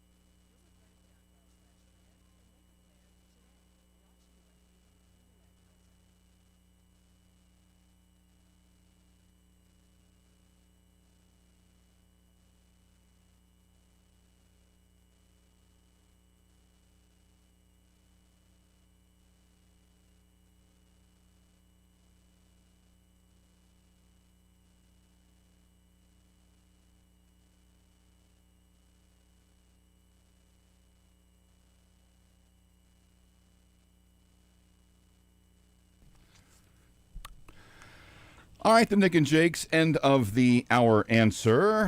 How many quarterbacks taken with the number 1 overall pick have been named NFL MVP? John Elway? Yep, 87. Peyton Manning? 5 times. 1-1 MVPs, huh? Mm-hmm. 1-1. Troy Aikman didn't ever get it, did he? Nope. Thank God. Probably somebody recently. What am I missing here recently? 1-1. Matt Stafford hasn't won one yet. He'll probably add to that this year. Nope. Lamar wasn't. Josh Allen wasn't. I'm trying to remember. Oof. I'll guess. Andrew Luck get one? Ooh, did Andrew Luck get one? No. I just realized I screwed this up, but What do you mean? we'll still give it. The departure point, still a good question. The departure point was not a 1-1. He was a Heisman winner. There was actually 3. Was it 3? Cam Newton. Cam Newton's the other one, okay. And I don't know why I looked at this. He was the 32nd pick. Lamar Jackson, 2-time MVP, but Heisman Trophy winner. So when I just should've went done that. Lamar, yeah, is yeah, it? Yeah. You're I like, went, yeah. I went, wait a minute. No, he was Yeah. 32. Yeah. So it's He- 3. It's 3. Lamar Jackson's 29 today. So I went off the cuff, and it cost me, but we still had fun. Okay. So erroneously, somebody got Nick and Jake's, is what you're telling me. That's okay. Okay. However they get it, man, it's good. Yeah, I It's think worth they'll it. be happy to welcome I them. think they will. There, no matter what. There will be no stigma. Nick and Jake's 3 locations. Enjoy great food on either side of the state line. Dine in, carry out, delivery. Nick and Jake's, KC's home for great food and sports. You can find them online at nickandjakes.com. We're talking to Pete Sweeney here, brought to you by our friends at Family Leisure. Pete, Travis Kelce, is there, for me, I see this is like a litmus test. I don't see any path to Travis Kelce being back to the Kansas City Chiefs under the circumstances of the Chiefs actually trying to win as many games as they possibly can. I don't think you can be about winning and winning championships and bring back Travis Kelce at this point. I don't see no one, unless Travis Kelce is going to say, you know what, I'll play for the veteran minimum, or I'll play for a little over the veteran minimum. I do not see the path to making it work. Big picture, and I think if you're going next year only with your mindset, I mean, I hope you will come forward and say Andy Reid's going to coach one more year, and we're going to do it for the coach, and be honest about what you're doing, because that's the only scenario I can see that you could even make a case for Travis Kelce being back. But I personally don't think the guy who's getting, $5 or $10 million to do a podcast and marrying a billionaire is like, yeah, I'll play for the league mini. Like, I don't see that path. Like, I love what Travis Kelce did for the Chiefs.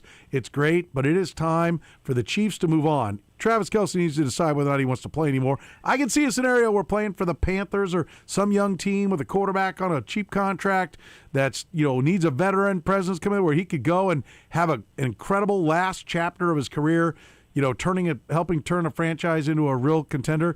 But I do not see a great last chapter. We just saw the last chapter here, and I don't think it gets much better if he comes back for what it's going to take for the Chiefs to get him, because it precludes them from getting what they need to actually fix this team.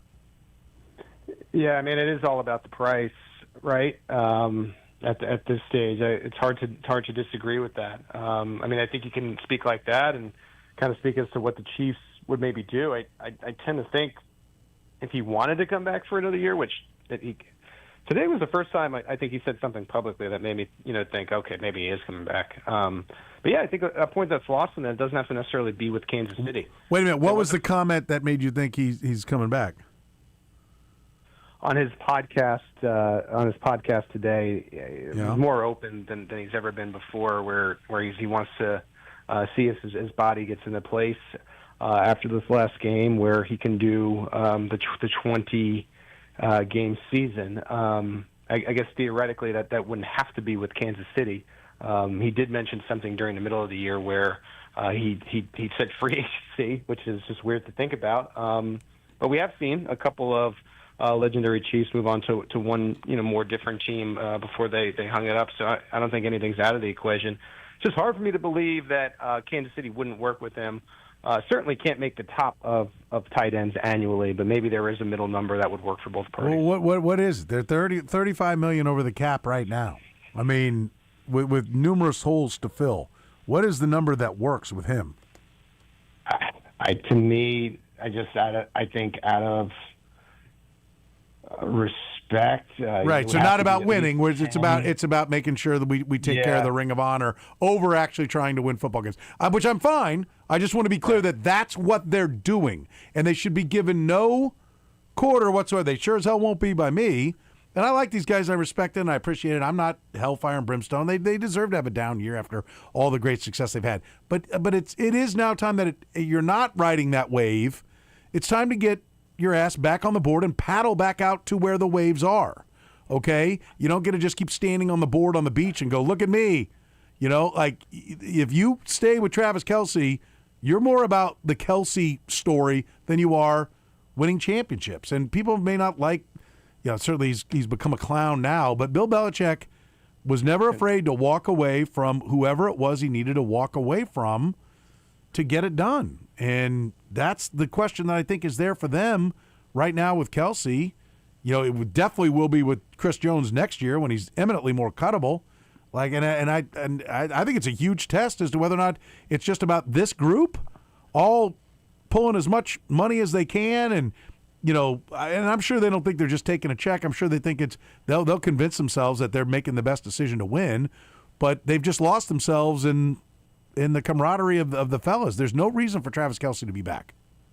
Yeah, I mean, the one move maybe this regime has made that would feel close to that was letting Tyrann Mathieu walk when he very clearly wanted to remain with the Chiefs, and eventually came out that there was no offer. And I'm not disagreeing with you, Soren. I just have a hard time believing that if Kelce wanted to return to the Chiefs, this team wouldn't try to work it out. I don't know if it's around $10 million with incentives that could push them next year. I don't know if he does bite the bullet and take a really low contract, since when he comes back, his household, or if he comes back, his household at the time will have basically unlimited money. I mean, he could play for free, and it really isn't going to make a difference.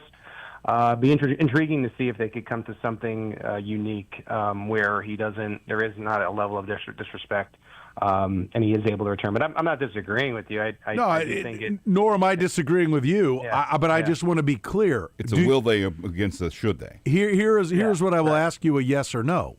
Right. Like, if they do bring him back, they are not trying to win. Right? They're not putting everything into that's an unfair way to phrase it. Let me put it in a more fair way. If they bring him back, they're more about the fellas than they are the victories. I think that's fair to say. I mean, you are talking about and this is another problem too, Soren. But you are talking about your reception, yardage, and touchdown leader this year. Mm-hmm. You know what I mean? It's like, okay, where are you replacing? And I know that Rashee Rice was suspended, but it's like he was the only guy that got to 800 yards, and like that, I think that to me is a problem with the organization as well. You got to replace that production. So it's a very intriguing thought. I think I would go this far: if they do find a way to bring him back, and maybe it makes sense. And I agree with you. It'd be hard to make sense from a salary standpoint, but maybe there is something that can be done. They shouldn't ever stop at like drafting a tight end if they feel like he could be the replacement. It has to be both. You have to go in and figure out, okay, who's going to be next guy, because eventually, whether it's now or it is a year to come, you're going to have to face the league with not having one of the more dynamic weapons that like the Raiders have, that the Arizona Cardinals have, that when he's healthy, the San Francisco 49ers have. That's such a huge asset. And so, yeah, I mean, I'm with you. I think it's a very intriguing situation. And signing a new contract, you could do multi-years and you could backload it. So I'm not going to – you can bring the cap hit down. But $19.8 million for $850,000 is a mistake. Give him an Agbayani. You know what I'm talking about? Is that the Met who's been signed for 20 years? Yeah. Or I have the wrong guy. Who are you talking about? Benny Agbayani? No, who was the Met? Bobby Bonilla. Bobby Bonilla? Yeah. Benny Agbayani. But the other thing was you're like, hey, you're talking about cutting your leading receiver. Oh, okay, so we can't do that? All right, so Kareem Hunt gets the lifetime contract too for his 6'11" and 8 touchdowns? Like, his 3.7 yard, because that's the rushing leader. Like, I mean, you want to know the problem with the Chiefs? Travis Kelce and Kareem Hunt are their receiving and rushing leaders. That's the problem. So doubling down on them, like, you sucked with them. You can suck without them. Mm-hmm. Yeah, I know. I think, I mean, again, and not to say this is right? This is a tough decision. This is the point you're making. I think legacy-wise, obviously, there would be more reason to keep Kelce. Not to say that's right, but I just, I could see the organization going in that direction. And if they are able to feel like they have an ample replacement for Kareem Hunt, I think they certainly move on. They need two new top running backs. I mean, that's just the way the league works right now, and these guys certainly weren't good enough this year. Listen, Travis Kelce is going to be, I believe, a first ballot Hall of Fame. Remember, did Antonio Gates get passed over his first time? Then Kelce might get passed over once, but he's going in the Hall of Fame very quickly. Yeah. But I'm going to tell you two players. One, Tim Grunhard, Ring of Honor's told the story about how Dick Vermeil came in and Dick said he wanted to meet with Tim, and Tim's like, okay, this will be great. I think maybe I can put it together for another year. He's thinking about retirement, and Dick's like, yeah, you can play, but it ain't going to be here. Right? Like, he was clear, This is it. I've looked at the tape. We've seen it in its time. And Tim decided, I'm not going to play someplace else. He had offers to go someplace else, but he's like, no, this is it. This is the sign. I'm going to walk away. And I'll give you another one. Duron Cherry told me the story about when he thought, Marty Schottenheimer was coming to tell him, okay, here's the contract. And he's like, Duron, it's over. And, those are two great Chiefs. Duron Cherry, I think, should be in the NFL Hall of Fame, but they're both very easily in the ring. Well, Duron was very easily in the Ring of Honor. It took Tim a couple of years, but I think he was always inevitable that he was going to be a Ring of Honor guy with his contributions. Yes, Travis Kelce is even up from them when it comes to Chiefs royalty. But what needs to happen is no different. And so if that's Andy Reid making a drive over or a flight to Swiftyville, wherever, what is it, Rhode Island or wherever they might be, there's probably some beach house somewhere. The wedding's in Rhode Island. Okay, well, wherever that is, then he needs to drive over and be like, this is it, Sean. I mean, it's been great. And that conversation needs to happen. I do think it is a very interesting alternate reality where that conversation does happen and he's like, I still want to play. I mean, that would be very, very interesting as to where he would go. I've always kind of kept my eye on Cleveland as the years have waned for him, but it's like, how could he possibly do that? So, is it? I don't think he would go to another AFC team or an AFC West team, I should say. So I just, what would be feasible for him? Would he want to go to a Rams? Be out in Hollywood? Would he just say, okay, if you're telling me I'm done, I'm done? I don't know. Very prideful guy. It would make for a very intriguing scenario. For the record, Antonio Gates got in his second year of eligibility. Second year, okay. Didn't make it in 24. I think Kelce will make it because of the championships. Yeah. I think, and the Swifties. They'll win a big ticket draw, for sure. If I look at teams where I think would be a good landing spot, I think the Bears would be a good spot for him to go. Yeah, they have two. When you have two tight ends, there is a room for one. It's going to be like if he were to go somewhere else, it would be somewhere where it feels like a good quarterback and a head coach are in place. Or the Bears are would he go wherever Matt Nagy? If he goes somewhere? No, not if it's Tennessee. Not those three places. But I think Carolina would be a good fit. That's about it. I mean, like he could sign on in New England. They've got the cheap quarterback. They'll probably have the cap room. I mean, if he just wanted to go try to win another ring, that would be a good fit for him. But I would think that there's probably a want to stay out of the AFC, to not turn around and play the Chiefs. But listen, if he does, I don't mind. I mean, that's why, look, it is a business. Two ways. It's a business. And the Chiefs need to take care of business, and that's restructuring, where the money is on this roster. I definitely believe he can play another year. It should be diminishing returns, but it's the amount of money he's going to want. I mean, I think he can get a lot more someplace else. Yeah, and to put a bow on your point, Soren, and make some of your driving listeners puke, Jamal Charles wore a Broncos uniform, and Derek Johnson wore a Raiders uniform. Anything's possible. Bobby Bell wore a Raider uniform. That's right. Yeah, another one. I mean, it does happen. There's no doubt. What is Andy Reid's future? I mean, he said, well, yeah, I'll be back if they'll have me. I don't think Andy Reid's ever going to, on a Zoom, be like, yeah, I'm out, guys. Like, I think it'll be one of those things that leaks out, and then 2 days later we'll all be coming to a big press conference and all that kind of thing. I don't think that day is today, But do you agree that we might be able to tell when it, if it's coming soon based upon how they handle this offseason? Like, I am concerned that his comments seem to point towards just like a little cleanup is all they need. I think they need more than a cleanup. I'm not saying he has to tell us that, but, how long do you think Andy Reid is going to do this now at this point? It's not the wave of success.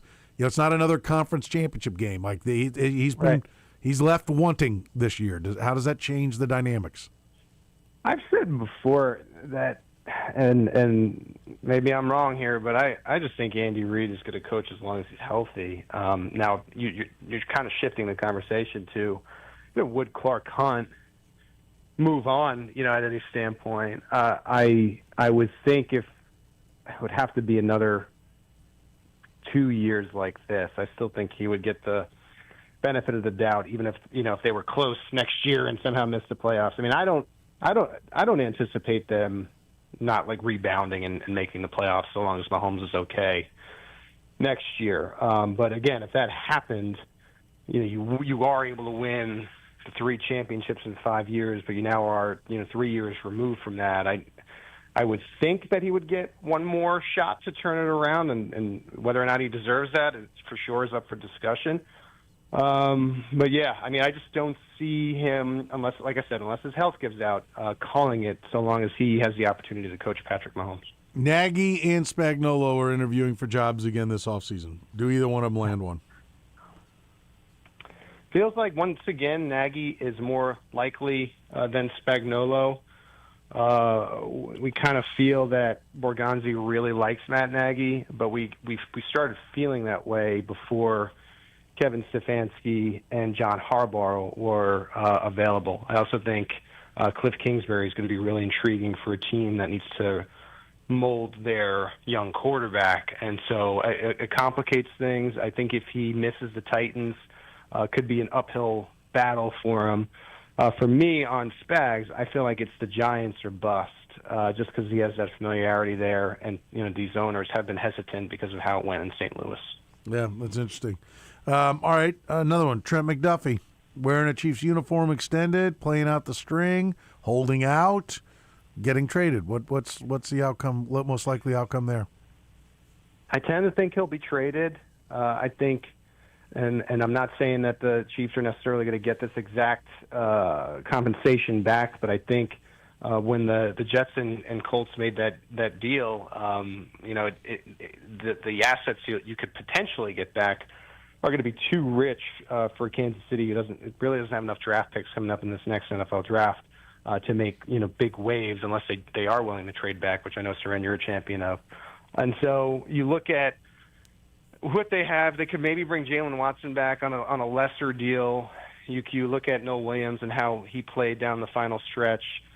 Christian Fulton was finally healthy. He kind of flashed for me. And then you've been really good about picking cornerbacks in the mid-rounds. I just think with all of the things you need to address to fix this team, it just makes more sense to move him.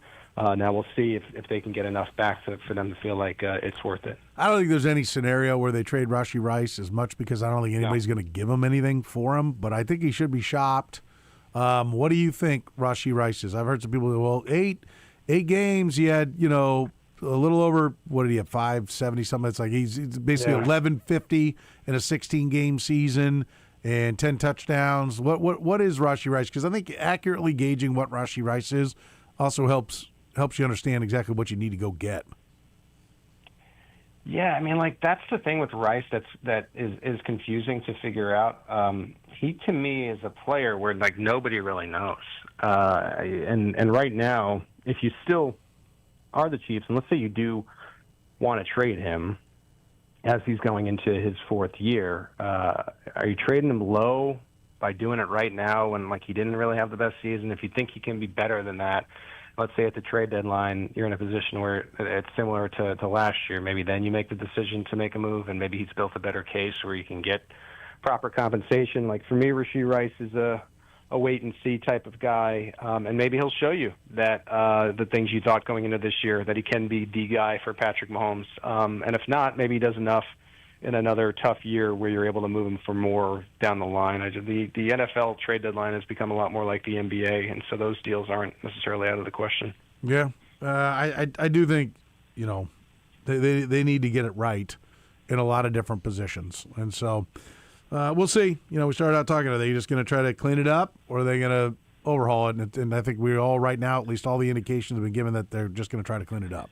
Yeah, I hate to say this, but for me, just generally, I don't think they're that far, but I also don't think that they're that close either. And so that's why this offseason, again, since they went and traded Alex Smith and got Mahomes, to me will be fascinating to cover. Much more exciting, I think, than previous off seasons. But obviously, the caveat with that, Soren, is we're not covering the NFL postseason, unfortunately. Is it the most important draft of Brett Veach's tenure? Yeah, without a doubt. At least tenure as GM. Yeah, without a doubt, because I think since the 2022 draft, I'm sure there are picks that he wished he could add back, and now the pressure's never been more there to nail some day one contributors, not only because you need to, but because for the first time in a long time you'll be picking the top third of every single round. That should give you theoretically an advantage to at least knock down 2 day one contributors, but can you do even more by trading back? And if you do trade back the first round pick, if you do trade back the second round pick for those pockets of the draft you like, can you get more and more day one contributors? Pete, great stuff. We appreciate it. We'll talk again soon. All right, thanks, Soren. See you later. All right, Pete Sweeney, beat writer for the Kansas City Chiefs. He's brought to you by our friends at Family Leisure. They're at K10 and Ridgeview, Kansas City's best when it comes to combining family and fun. It's all under one roof right there at K10 and Ridgeview. Mention A10, save even more. Go get you a great massage chair right now. Beautiful day like today. You out shooting some hoops, the goal roller, basketball goals, trampolines, pools, hot tub spas. They got it all. It's Family Leisure, K10 and Ridgeview. The program with Soren Petro. Well, you are my guy. God bless you. Where are all the guys like you? Weekdays from 2 to 6 on Sports Radio 810 WHB. Hey, folks, it's Todd Lebo here for FanDuel. Can you believe we've been able to legally wager in Missouri for over a month now? What an early Christmas gift that was to get that started on December 1st. But here we are now. Now it's January. It's 2026. We've got lots of playoffs coming up, and they've got great specials for you. Every college football playoff game day, which will be Thursday and Friday, they will have a college playoff profit boost available for every customer, whether you're new or existing. Ride the favorites, take a shot on an underdog, build a parlay, whatever you want. You've got a college playoff profit boost available every day during the games that you can hear right here on Sports Radio 810. Check them out. FanDuel.com/Missouri. Get downloaded, get ready to go, and get your college playoff profit boost every day at FanDuel.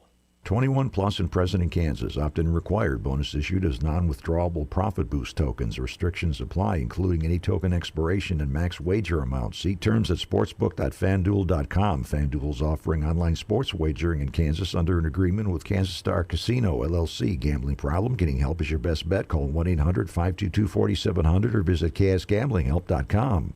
Men, if one of your resolutions this year is to feel better, stronger, and more like yourself again, it may be time to look at your testosterone levels. Feeling exhausted, unfocused, gaining weight, or not seeing results in the gym are often signs of low testosterone, not just getting older. Heartland Men's Health are experts in treating low T and other men's health conditions, helping men across Kansas City get their edge back. With treatment, many men notice improved energy, clearer thinking, better sleep, stronger workouts, and a renewed sex drive within just a few weeks. You can even start by taking a quick low-T quiz at heartlandmenshealth.com to see if symptoms apply to you. Your initial appointment is only $99. That includes lab work, testosterone, and PSA testing, and a consultation with a licensed medical provider. If you start testosterone treatment the day of your appointment, that visit becomes free. Heartland Men's Health has convenient locations in North Kansas City, Overland Park, and Independence. Do not wait another year to feel better. Call 844-447-6600 or visit heartlandmenshealth.com today. Winter is here, and that means it's time to protect your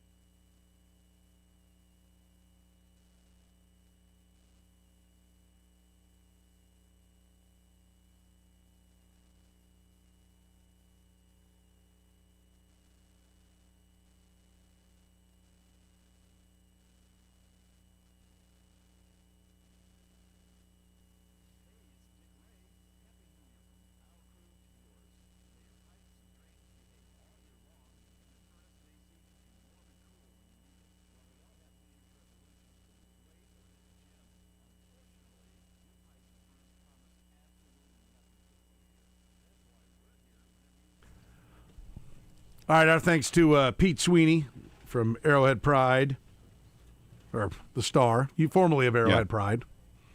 Woo-hoo. Yeah. A little out of practice here, even day 3 back. I know. From being off a little bit. Right. It happens. Our thanks to Pete. We'll talk to Frank Bull, the Godfather, that will join us. We'll talk some more football. We'll talk some basketball, perhaps. We will get some Frank opinions. Brand new year, cleaning the slate. Got to get off to a good start. Always important to start fast. Oh, yeah. You know? Got to start fast. Clean some things up. Going to be an interesting off season. It's a big one.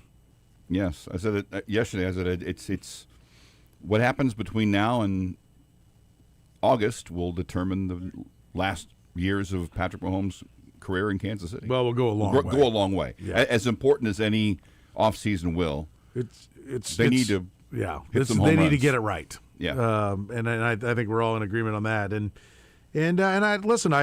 They've got a lot of success behind them. There's a lot of reason to believe that they will get it right, or get it mostly right, and then maybe finish getting it right next year. But yeah, when you have Patrick Mahomes, you want to make sure you don't squander any of those years. Anyway, we'll talk to the Godfather, Frank Bull, next. All right, the LaFetta Delicatessen into the hour question. Who was the Mariners' manager in the game where Bo Jackson made the throw? Brought to you by LaFetta Delicatessen, the finest Italian delicatessen in Kansas City.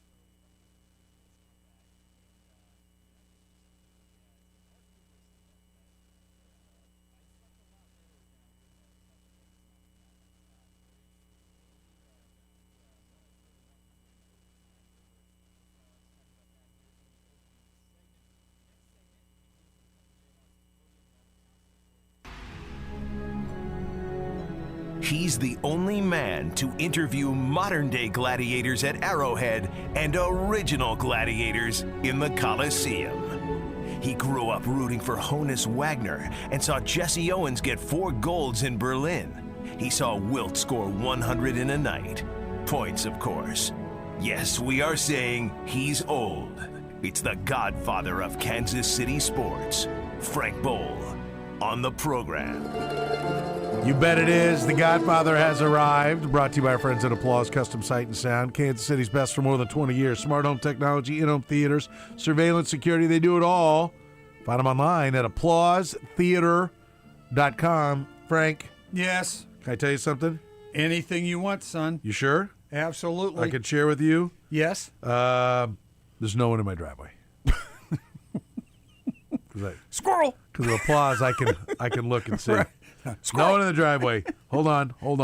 Camera flashes on. You Hang get on. an alert. Squirrel. There's no one in the patio. We're all good. Okay. Everybody's good? How about out the sides of the house? Not the front and the back. What about the sides? What about the next door neighbors? Yeah, well, what's going on? Let's go. What do you want to know? I want to know. Thanks to my guys at I want to know Applause. anybody's in the tweener there between the buildings. No. No. We're Okay, all clear. good. All right.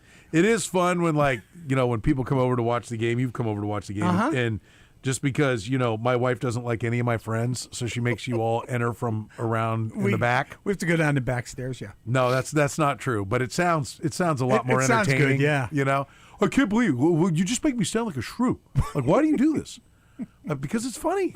I'm in the entertainment business. Yes. Come on, throw me a bone here. I've let you call me fat for years, and I'm thin as a rail. He's still here. I'm thin as a rail. But There's no truth in that. It is. It's like I know when guys start arriving because I get notified. Like intruder, human. That's what comes up on my phone. Two-legged. And then when Curtis comes, it goes intruder, 3 humans, and I'm like, whoa, oh no, it's just Curtis. Oh yeah. See, I merged it. Oh, you and a did. fat joke. You and did. so That was fantastic. Curtis Gosh, is a saint. Let's do more of that. For how many years? How many years have you been doing it? 25. We did it for our great sponsor, Curtis. Oh, that's what it was. Yes. For our friends at Applause. Yeah, there you go. They're like, you know what we need? We need to hear Curtis is fat. We need to hear fat jokes. That will make us. How many years you two been together? I said that's just like me and Curtis. Yeah, that's his outlet pass. To or the me and running back. Applause. No, well, you and Applause and Curtis about the same amount. Curtis's fat is the outlet pass to the running back, the check down for Soren's doesn't comic. have any friends. Gains 1 yard on for his, on a 3rd and 8. His comic passing game. Curtis's fat is definitely the check down. Nothing else open. Curtis is fat. It's a swing out to the running back. This guy's covered. That guy's covered. That guy covered. Curtis is fat. Kyle's kind of a. I can't find it. Curtis is fat. Curtis is fat. Dump it over here. That's how it works. Take a shot on second down. 2nd and 8. Let's go. We'll live to fight another day. Dump it to the running back. There it is. Gains 2. Frank, how are you? Happy New Year to you. You too, both of you, all of you, Kyle included, everybody here at 810, of course. Since it's the first time we've chatted in the new year. Yeah, it is. You were gone. Did we? Did I did win Frank Opinion. Well, you had won it several weeks before you left. Okay. Sure. Okay. Yeah, that's okay. It's all right. I want a minute to bask my victory because in 24 I lost. Yes, you did. So you rebounded very well in 25.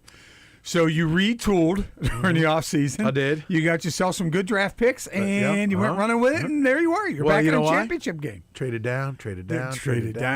Quantity of picks. Let the opponent think he was going to win. That's right. Yeah. That's right. Worked out real well. What's your takeaway? You got a big takeaway from this year?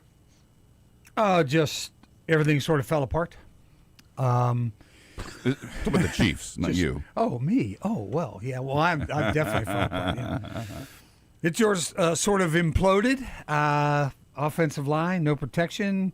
Quarterback got happy feet, had to run too much. Finally caught up to him. I thought he was going to get clipped on one of those runs, his famous 3rd down runs where he goes and he fakes like he's going out of bounds and then he goes for another step or two and then steps out. I thought somebody's going to get him on one of those, but he was running for his life. Totally off his mark. Just wasn't the Patrick Mahomes we've known and loved. before this, and I think a lot of that had to do with the wide receivers. Well, I mean, open. There's no running game. We see the last 3 weeks. Don't you go? Sure. Yeah, it wasn't Pat. No, it was not. It was running. That's what I'm saying. He had to run for his life the entire season. My fear is that, I like as I look to the future, there is a little bit of me that says, he is a way better Donovan McNabb, but is going to have a Donovan. I wonder if he will have a Donovan McNabb-like descent. Yeah. And that is once McNabb lost his escapability, he couldn't just sit in the pocket and pick him apart. Right. And is Patrick Mahomes going to learn to be able to do that? Because right now it's like, I don't see anyone else. I'm going to get out of Dodge here, buy some time. And okay, now I'm going to, Which always worked for him. It always worked. But at some point the legs are dead. Yep. And you got to do what Aaron Rodgers does. And the Chiefs have got to recognize when that day is here, which it, theoretically could be after this injury. They got to make sure they protect the hell out of him. Yeah. I mean, I think that's their first priority. Everybody talks about, we need an edge. We need it. Now you need to really solidify that offensive line and really – so they know what the hell they're doing. I think if they're healthy, I think if you can count on Josh Simmons, that goes a long way. Can we? But, you only have Jalen Moore signed for 1 year, and I'm not sold entirely on exactly what he is. So when we talk about the 9th pick, I know it's edge rusher, running back is all anyone's talking about. One, because of the depth. One, there's a running back that people are projecting to be a guy that's worthy of being that high. Love it, Notre Dame. And then there's multiple pass rushers that are going to go up in the top 10, which is usually the case. They don't all hit. See Cleveland Farrell to the Raiders. Yeah. See whatever Texas Tech guy the Raiders took. It seems like the Raiders are the ones who sniff out the guys who can't play all the time. That aren't very good coaches. But I think it's important. I don't love the idea of taking a running back. Love. It's not my first choice to take the running back with the first choice. No, let me try that again. I'd love to get a good running back. Really. I just It wouldn't be the end of the world if they did it. It would mean that they're pretty committed to him, and I think the kid is really good. But I would like to think that when you get into the top 10, you're drafting somebody you feel confident you're going to give a second contract to. And I don't think you can feel that way about running backs. And so it's not just about is a first-round running back that much better than a second-round running back? Well, earlier today, who was it called about the running backs? Was it it was Mark. First one out of the chute, and he said, he went through the fact that the top 10 rushers, 4 of them were first-round picks. I heard him. Like 4 were seconds, and then there were a couple that weren't, or maybe 5 were seconds. Yeah, one guy was just 4 were seconds, a third, and a fifth, I think is what it was. The first guy was just out of the first round. The fifth guy. But he was still in the second. Yeah, sure. He was still in the second. Very early in the second. So, okay, I hear from that. I think his point was, so take him in the first. Well, I hear that still 6 of the 10 weren't in the first. Exactly. Now I think his point, like they are going higher. And I don't know that you can just sit back, because there was a day where Priest Holmes was undrafted, and you looked around the running backs, and there were all kinds of guys that weren't anywhere near the top. I do think they've gotten better at identifying who the talents are. And a lot of those, the running backs you're talking about that go up there, they're also not necessarily going to teams that have a quarterback like Mahomes. They're going to teams but they're going to be the feature. The kind of back that is needed to make the Chiefs' offense better isn't necessarily someone like Jeremiah Love. It could be someone the next step down. They just need to put something in it after really, they talk about the first 5 rounds are really the only thing they pick players they know that they want. By that score, they've yet to invest any draft capital in a running back in 5 years. Yeah. If they go put something into someone who's good, second round, third round, that might be enough to make this offense better. You don't need necessarily the best back in the draft. And he might be gone anyway before you draft. Yeah. The latest ESPN mock has him going 8 to the Saints. It has Jeremiah Love going 8, yeah. The deal is, too, he is not that big. He's 6 feet, 210, 215 pounds, right in there somewhere. So he's not like a big. He's not 6. No, I realize that, but he's not. That's McCaffrey size. Yeah. Yeah. My thing is, I don't mind if they go in the first round if they get a guy who can really work in the passing game as well. Catch. Yeah. And block. He's got to be able to catch and block. And run. And so, the guys that have been worth it are Saquon Barkley and Bijan Robinson and Christian McCaffrey, the guys that will also catch the football. And that to me is the most important part of the equation. Do you believe that they can be a part of that? But I also think that you're not just done after you draft a running back. I'd really like Tyler Algier if you want a guy to target in free agency that I don't think will break the bank. Right. Because I think Breece Hall might get a pretty big number. Well, he's going to probably. He's not getting the 1 year, $3 million that Javonte Williams got to go down to Dallas, so the one for 2.7 that J.K. Dobbins got. I mean, he's getting at the multiple top of years. everyone's list, so he's going to be the most expensive. Tyler Algier had a 1,000-yard season before Bijan Robinson got to Atlanta, and so I'd like to see him sign a guy like that and draft a running back, and probably not in the first round. I think you're looking edge, offensive tackle. I think you're looking at the premium spots that everybody else is looking at. Well, and that when you get them right, you get a second contract out of them. Like this number 9 pick, the problem with taking a running back, listen, if you think everybody else sucks, but you feel like Love is going to be the guy and you want to take him, then take him. Okay? But you better be right. You're in the get it right business, which I've said for years. But like if you take an offensive tackle or an edge rusher, they're good. They get a second contract and play well. Oh yeah. On that second contract. That's my it's not anti-running back as much as it is. I think you could solve a major problem for longer by taking a different position. Right. And you could also, the deal is you've got the number 9 pick, which is very valuable. Okay. It could be very valuable to somebody else, meaning you could then get their number 1 pick, somebody it's 16 or 17 that wants somebody just they think they're going to lose, and then they could give you theirs and then give you another high pick in the second round, somewhere like that. That I think that you always talk about getting, because they need so much. I mean, they just don't need a running back. They need virtually everything. They need virtually somebody almost in every position, including maybe a kicker, for God's sake. You know what I mean? It's just, he missed 9 kicks this year. This is just insane. It's just a wide receiver, running back, offensive tackle, defensive tackle, edge rusher, linebacker, defensive backfield. I mean, you need a backup quarterback. You probably need a veteran backup quarterback just in case Mahomes is not ready in the beginning of the season. And he's got to still sit for a game or two. I see him doing everything he possibly can to get back for opening day. But it's, again, that thing where you really have to lean on the rehab people and go, is he really ready, or is this just him being the competitive guy that he is, trying to get back before he's ready to go? We got to make sure he's 100% physically and 100% mentally on that knee. And that's because we want him for the next 6 to 8 years to continue playing at a very high level. We can't. 2026 is not the ultimate year. It's not like the last year of his contract now, last year of Patrick Mahomes. That's not it. You really have to think long term here. And I think needing all those people, I think this is more than a 1 year get back for the Chiefs. I think it's going to be, I mean, the way they ended the season, they lose 8 of their last 9 games, whatever it was, 9 or last 10, whatever it was, and just, I mean, I think this will be a 2 year. I think in the second year of this, I think they'll be right back where they were. But the teams in their division have gotten much better, except for the Raiders. I mean, both the Chargers and the Broncos are much better. They've been drafting for years to try to catch the Chiefs. They finally caught them and went right by them, and that's basically where we are right now.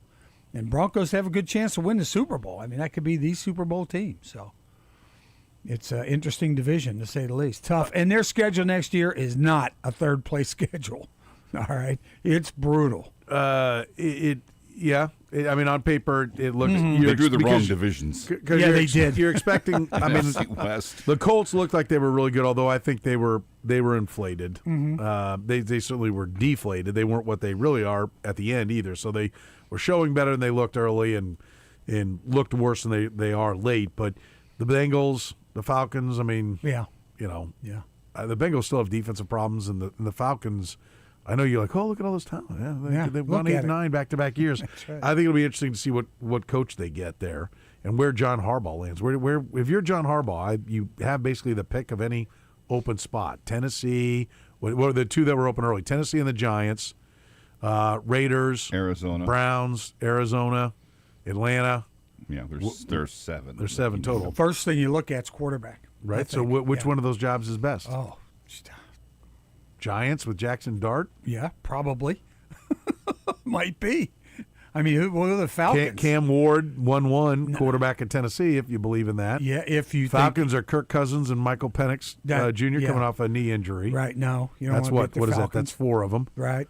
Arizona, Kyler Murray has never been able to get Jacoby it done. Brissett's still under contract. You got the Raiders. Right. With the number 1 pick, so if you like Fernando Mendoza. That's exactly right. You could, with the Raiders, you got nowhere to go but up with the Raiders. I think that's the team you could really, although now you have Tom Brady looking over your shoulder, but, the, what's his name, the owner, the kid? Mark Davis. Yeah, Mark Davis is not, the franchise. That guy is sharp. That is a sharp guy, man. You look at that. It's a disaster from the top down. Look at the money he's saving by just, putting a bowl on his head. Choosing to look like a SNL character. A Lego.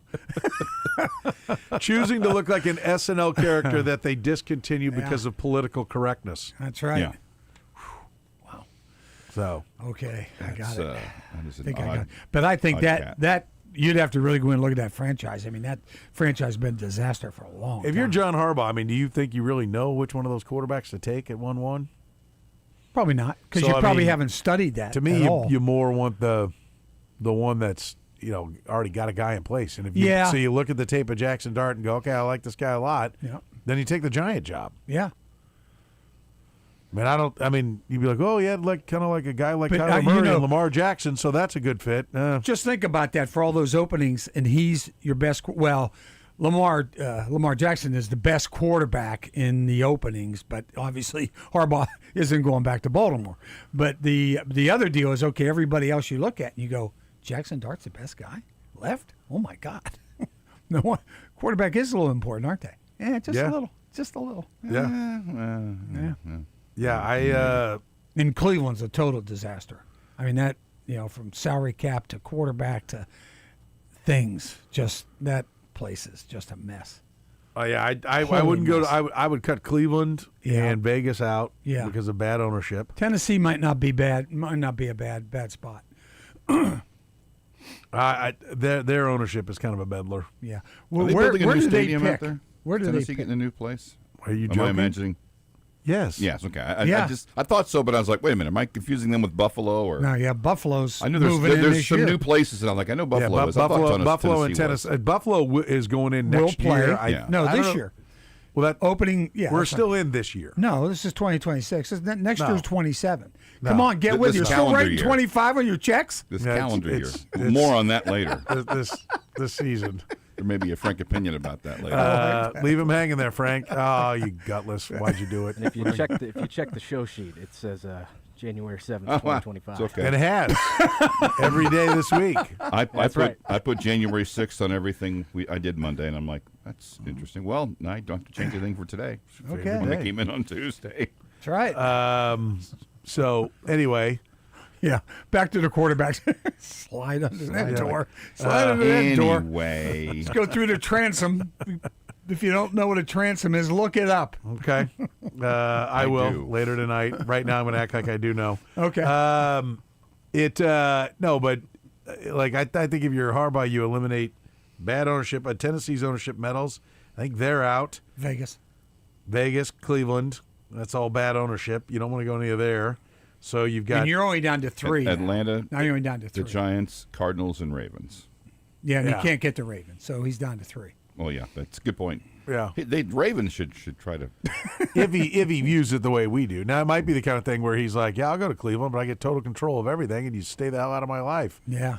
And you guarantee me, I want 3 times as much as Deshaun Watson got. That's right. And then maybe, okay, I'll make it work. Let's go. Yeah. I mean, maybe my football career is not going to go down the way I wanted, but damn, I'm going to have a great island. boat. I'm going to have a nice island somewhere in the Bahamas to go to. Yeah. Listen, for all you teams that are out there about ready to offer me something, I can be bought. That's okay, so let the bidding begin. But I think the Giants are probably the best job. Yeah, I do too. By the way, have you ever thought of this? Somebody had a little graphic thing. I retweeted it with a comment, but it was showed the uprights of the Steelers and Ravens. Yes. And in the middle was Mike Tomlin's fired. And on either side of it was John Harbaugh's fired. When they fired Harbaugh, so the Ravens kicker went wide. Oh, that's what it is. And I'm like, so in reality, basically the fact that Justin Tucker couldn't, stay out of the massage parlors and couldn't keep his hands to himself, apparently, at the massage parlors. Baltimore. Ultimately saved Mike Tomlin's job and got John Harbaugh fired. That's exactly right. Because presumably Tucker would have made the kick. Yeah. I'm still wondering if the Steelers would have fired Tomlin if they lost. I think there was a shot. Yeah. What if they get beat in the first round? On that, OptaStats put out, there have been over 60,000 field goal attempts in NFL history. That miss is the only one that came as time expired in the fourth quarter in the final week, with both teams' playoff hopes resting solely on the result of that kick. So in other words, only one. He's like the second biggest choker to like Scott Norwood ever. And he missed it. I remember a couple Lynn Elliott misses too. So. By the way, Tony Dungy did not do him any favors. He posted something about, I can't believe that John Harbaugh, just because a kicker missed a kick. Like it was like I'm sure he's taking enough heat. You had Tony Dungy's barreling into him. Yeah, just some damn kicker missed a kick. Well, he thinks he's defending him. He's defending Harbaugh, but he's putting it all on the kicker. Burying the kicker. He's burying the kicker. When you said him, I thought you were talking about Harbaugh. I do that frequently. Yeah, I just think it's he and Lamar Jackson just never got it together for some reason. Well, I think they had it together. I think it fell apart. Yeah, I think Lamar Jackson has his limitations. Yeah. But I also think you're fair in being like, you haven't gone by the division round, once? Right. They've been past the division round one time since they won the Super Bowl. And that was they lost the against conference Chiefs, championship game against the Chiefs. And he's had a quarterback who's won 2 MVPs and finished second, a third, another time. And they just can't. And it isn't like they're the Bills. They can't get past Mahomes. He's only once has he lost to him. They couldn't. They lost last year in ridiculous fashion to Buffalo. They lost the Chiefs the previous year. They've lost some other games similar to that, but they can't seem to get by. I will say, like, Mark Andrews dropped the ball. Yeah. Zay Flowers dropped the ball. Like, he does have some things There's that's some like, bad luck. What did I do wrong here? I know there is some. What cloud am I living under? I got us back down to kick the field goal. How is this my fault? Yeah, right. Yeah. But at the end of the day, it is. I mean, I think it's just one of those. I even think if they got in and lost in the opening round or something like that, they'd have gotten fired anyway. I just think they were at the. I think it was at the end. Well, I think it's a John Elway, Dan Reeves moment. Yeah. Like we're more likely to find another good coach than we are another good quarterback. Yeah. And they're tied into the quarterback, and they want to extend him because he's got like a $89 million number next year.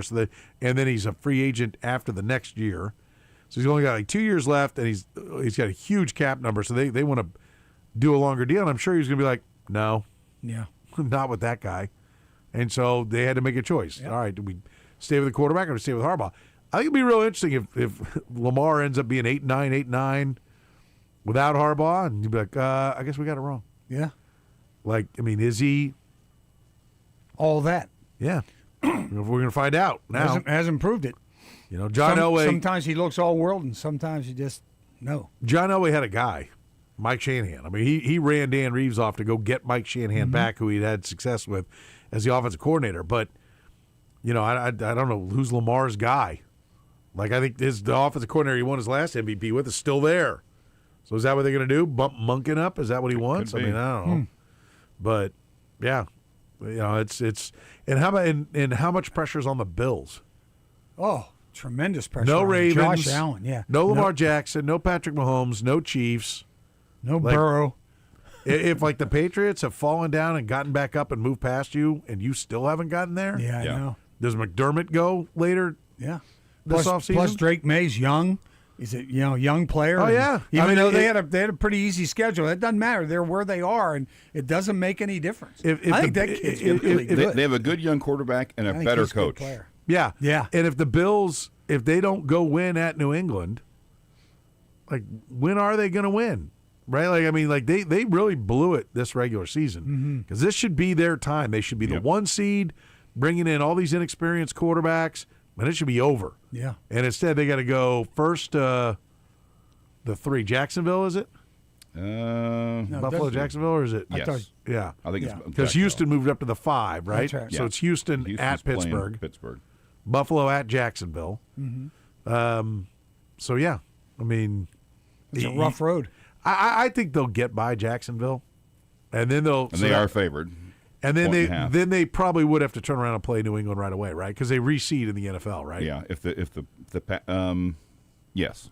And because I forget the highest remaining seed plays. And the Chargers are the 7. Yeah, well, if the Chargers lose, they'd be the lowest. They'd have to go to Denver. Or to Denver, Denver's the one. Chargers, My bad. Buffalo the has to go to the Denver. Pats win, they'll go to Denver. I would, or they'll go to whoever wins between Houston and Pittsburgh. If the Chargers win, they'll go to Denver. Yeah, right. But if Buffalo goes to Denver, I'll take the Bills. Yeah. In fact, I saw someplace that I saw You don't like Denver? One of the I do. I think they're better than most people are giving them credit for. But They're pretty good on there's a defense, little bit of Josh Allen versus Bo Nix. I'll go ahead and take Josh Allen. Yeah, okay. I saw one of the casinos in Vegas had projected odds for the week after that games based on who could possibly win all the possible matchups, and Buffalo was favored at Denver. Yeah, I believe by that. more points than they're favored at Jacksonville. What are they favored at Jacksonville? One and a half.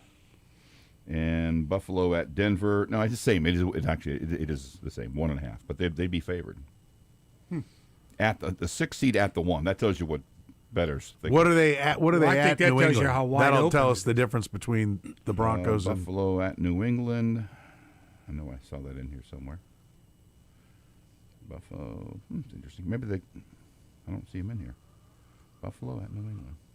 Well, I guess they didn't do all of them. Let me see Sunday. Is there a way for some reason? Yeah, is there a reason Chargers that they win, can't- then they're the 7, right? Or am I wrong? Is Buffalo the 7? If the Chargers are the 7th. The Chargers win, but if the Chargers win, New England's out because they play New England. They're playing New England. Oh, okay. That's why it's not there. Yeah, that makes sense. Buffalo at Houston, they're 1.5 favorite.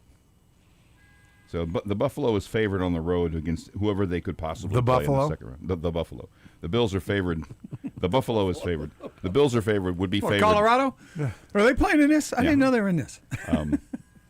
Against Dion anyone they'd play and in the divisional playoffs. So, which means they probably would be favored if they continue to win. They'd be favored in the conference championship. Funny how wide open it is. I mean, it's like it is, and how different, and how much it's.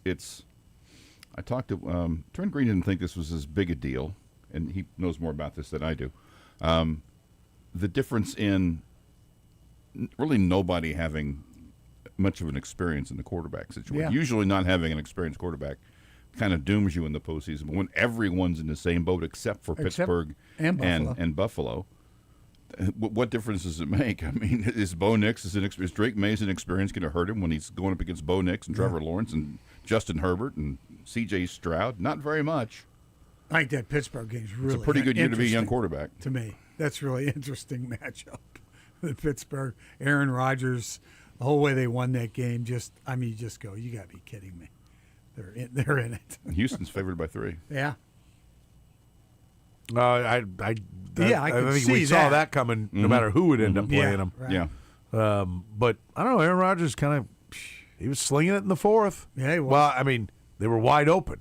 That's the frustrating Is thing. he going to get wide open against Houston? Yeah, that was the frustrating thing for defense. me with the Chiefs' offense. Is like, well, how come they can get guys wide open and we can't? And you just don't see. We did finally see Hollywood Brown wide open, and and Bouchel hit him, but we just didn't see enough of that. Yeah. You could see a Sugar Shane. There is for sure. God, there is a man. sizable gap between the Ravens defense and the Texans defense, but we'll see. There is. It's going to be fun. There's It's going to be a fun weekend. They should all be good games. The one game that looks like a dog is the Rams and Panthers. That's 10.5. But everything else is 1.5, 3.5, 3.5, 1.5. Tell that to Eric Eager. Yeah. Tell our buddy Eric Eager that his Panthers stand no chance. Panthers will rock and fire. Let me tell you what I will not do. And what day is that game? And that's the first game, Saturday, 3:30. Saturday. I will not be wearing a Panthers hat that day. Because I put on a Panthers hat for the Bucks game. I bought a Panthers hat to support, Eric. Eager. And I put on a Panthers hat for the game against the Bucks. Lost. Earlier in the year, we were down to our last team in our Survivor Series. We had the Panthers. Did not go well.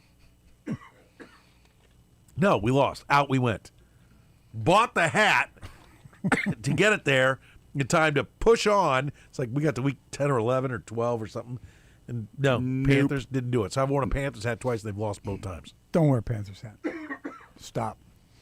Because I would like to see the Panthers win just to take. Because if there's a favorite out there, don't you? I kind of feel like it's the Rams. Either Rams. Well, Rams or Seattle. I don't think anybody's talking Seattle winning at all. Oh, I think they got a good shot. Do you hear anybody? That's a pretty good. Really? Team. Let me see what the. Oh yeah, because I agree. Sam Darnold favorite? No. No. No. This is one of those they're there, but okay. Let's see. Super Bowl odds. I think the Seahawks are the favorite. Yeah, 390, Rams 430. Go ahead and throw your money on that. Where's San Francisco? They are. Remember the Super Bowl's in San Francisco. Yeah, they're pretty far down. Are they? Okay. Plus 27. All right. Gotcha. There you go. All right. Yeah, Seahawks, Rams, Broncos, Eagles, Pats are the top 5. All right, actually Buffalo Bills. Be Seahawks or Rams for the NFC. All right, we'll take a break. We'll come back. We'll get some Frank opinions. We start fresh. The Godfather of Kansas City Sports, Frank Bull, is with us here on the program, brought to you by our friends at Applause Custom Sight and Sound. Find them online at applausetheater.com.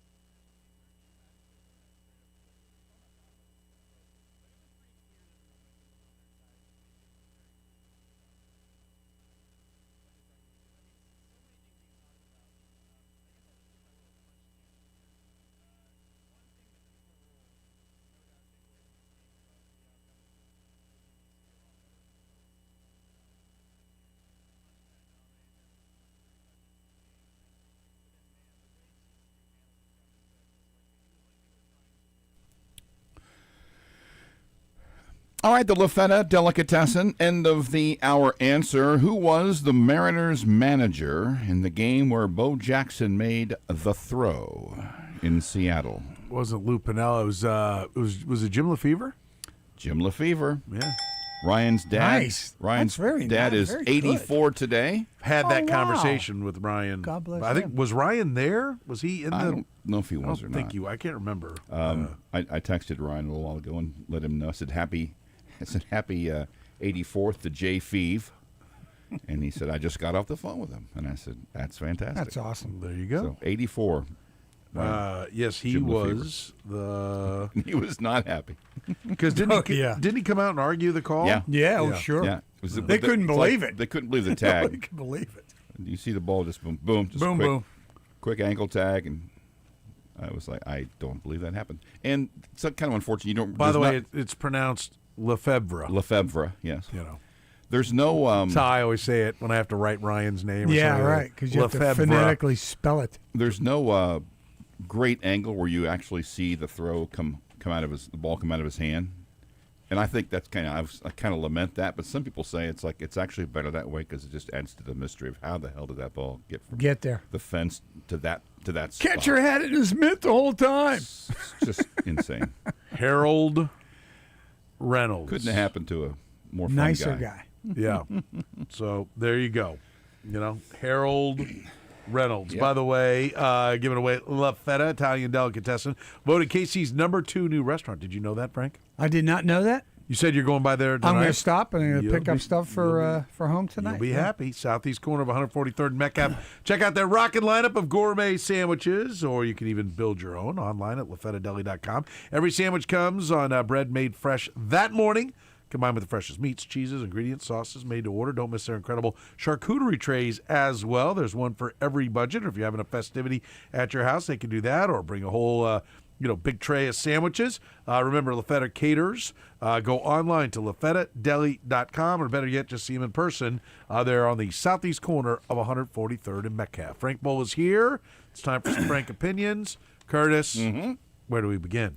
We begin with one that I knew I'd get. I asked for some submissions, and two of these people Could you, at offered some this up. point, not pawn all your work off on didn't. somebody else? Did I give Curtis, you can pawn it off all you I want. just kept cranking out questions. I actually have 18 questions today. Let's go fast. Hey Joe and Unless- Andrew unless Simpson I'm both winning. offered up. Will Travis Kelce be back? Yes or no? Yes. No. 59-41. Yes. What? What? He's coming back. I'm telling you right now. Do you $10 want million in incentives. Do you want Travis Kelce back? No, sure they do. If Yo, they- They all absolutely. vote with their heart, Number? of course. I will say, it was what? What was the 59? Yeah, 59-41. So then If you this will. one will be 74.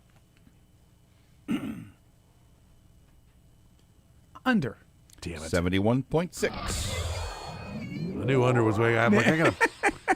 Quit trying to push me. Well, I knew Quit about trying where to shove me into the where corner. and I make was me gonna. I was pick gonna things go. I don't want to pick. I was gonna go 70, but I figured it was gonna come in the 75 range, and so I'm like, okay. I'd have said over if you said 70. Will Patrick Mahomes start week 1 of the 2026 season? Yes or no? Yes. Yes. Number? 70. 71. 55. What happened? Not Remember when I was good at this game? Jeez, take a couple of days last off. year. The first. Boy, you may Way back in since 25. Who will be back in 2026? Nagy and Spags? Nagy only? Spags only? Neither. Spags only. Spags only. Number? So we had Nagy and Spags. Spags only had 3 choices? 4. Because one's neither.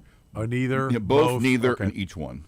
By themselves. And we said Spags only. 48. Higher. 89.5. Well, at least By the I'm way, close. By the way, Nagy only at 0.3% is the lowest number I've seen in the time Ever. we've done this. Ever. 0.3. Wow. This Who comes, are those people? I'd love to know who that is. Maybe it's Steve Spagnuolo. They all want to put it back together. This comes from DB Cooper. If the DB Cooper 71, is he going to jump out of the back of the plane or what? It's possible. I love it. It's funny if his name actually was DB They're still Cooper. looking for DB Cooper. They sure are. If the Chiefs have no staff changes, and by the way, it came out earlier, I saw that Connor Embry is they've parted ways. But I think he means... And a stunning decision. Yeah, stunning decision. I think he means like offensive coordinator, defensive coordinator. Yeah. If the Chiefs have no major staff changes, will they make the playoffs in 2026? No. Number? Me? Yeah. Okay. I'll say 55.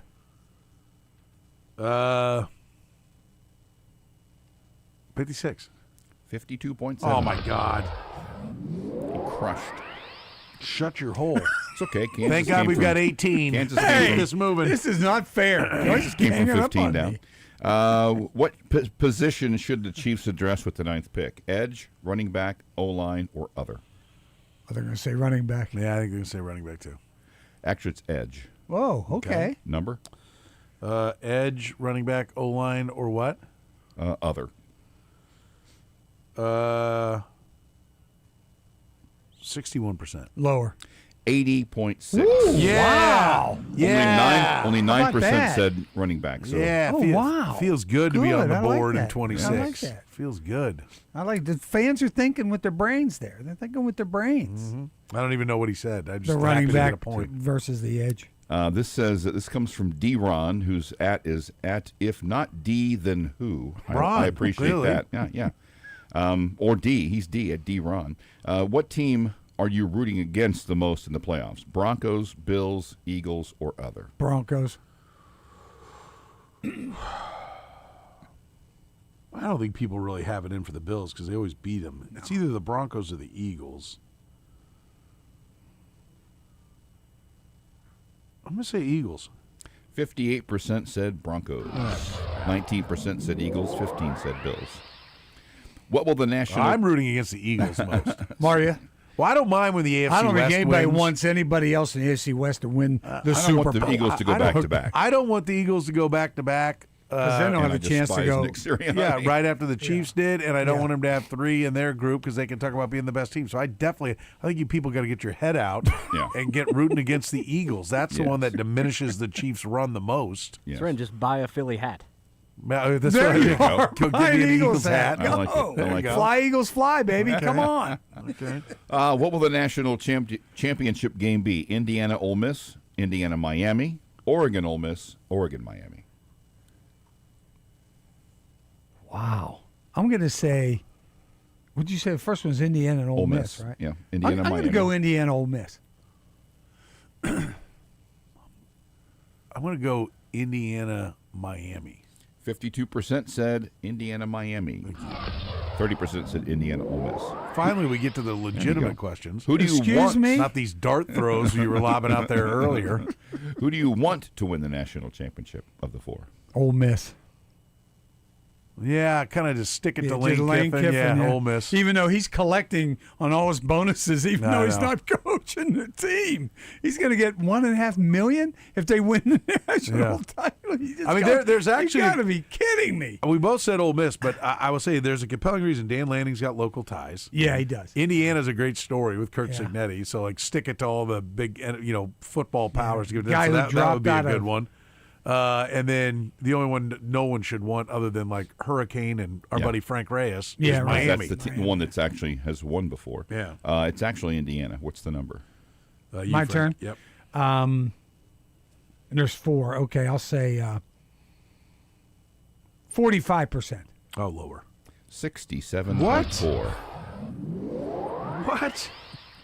19%. You said the 19% legitimate said Ole Miss. questions are in here now. You know what? I forgot. This is the revamped Kurtis Twitter. That's true. Handle. Real? Oh, that's right. That's right. You know, He's got all his followers back. apparently all the good listeners are over on the Bitcoin scan. But none of the good listeners can afford it anymore because they got pantsed financially from Curtis's Bitcoin scan. I think the wambulance just went down Metcalf there. Seaboldt out there trying, party to trying to get everybody's Hi, I'm Kurtis. If you give me your social security number, your address, and your mother's maiden name, and your telephone number. You know what? All that I will share this $5 Your million. license plate, your VIN number. You know what? All that's not going to do get you a win here. Will there be a point this season when Darren Peterson's health is no longer a concern? Yes or no? No. No. Number?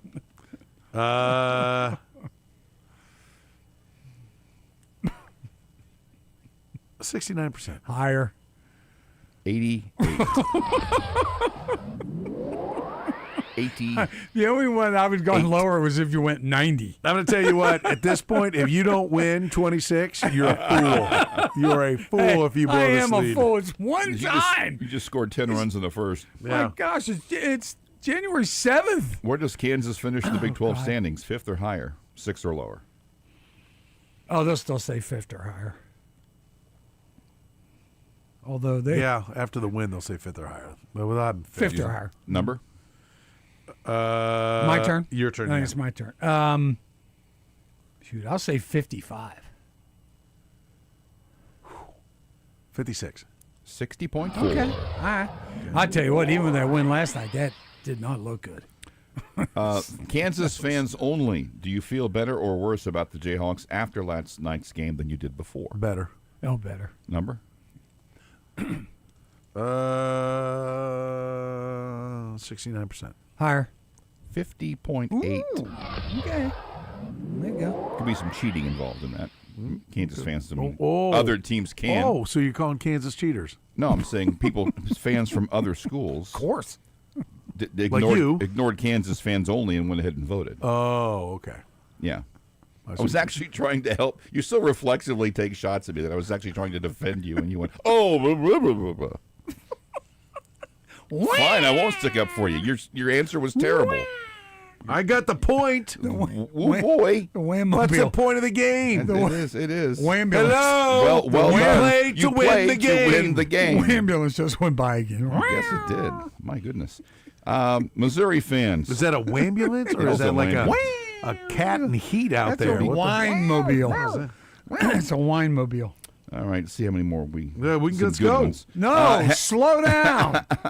Do you still have your Christmas lights on? I said, if you still have them up but don't turn them on, the answer is no. Do you still have them on at night? Because I drove by some homes and yes, I see. Yeah, some. I think they do until the plaza lights go out most of the time. The answer is no here. Oh, okay, wow. Frank. What's the number?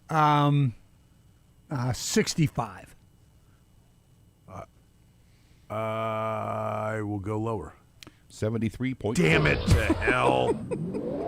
Did you turn your lights on? My lights are on. They're going to be on to like Mine May. are down. Going to be in May. Have They're you in the basement where I they don't even belong. know. I think with the Grinch. I think Spiker and his crew at Eastern River are like, he wanted them up early. We're taking them down late. Dragging our asses over there right after Halloween. Actually, it was up before Halloween. Like, some bitch can Leave wait them till up all year long. We'll see him on Memorial Day. Have you mistakenly written or typed 2025 since January 1st? Sure, yes, absolutely. Yes. The answer is no, actually. Really? Liars. Oh, bunch of, what do you? Absolute Well, I don't liars. write checks anymore, so I don't ever have to, I still do. So the number is, Frank, you said it's actually no? It's actually no. I'll go, so no was 58. Higher. 73.2. This game sucks. We're done.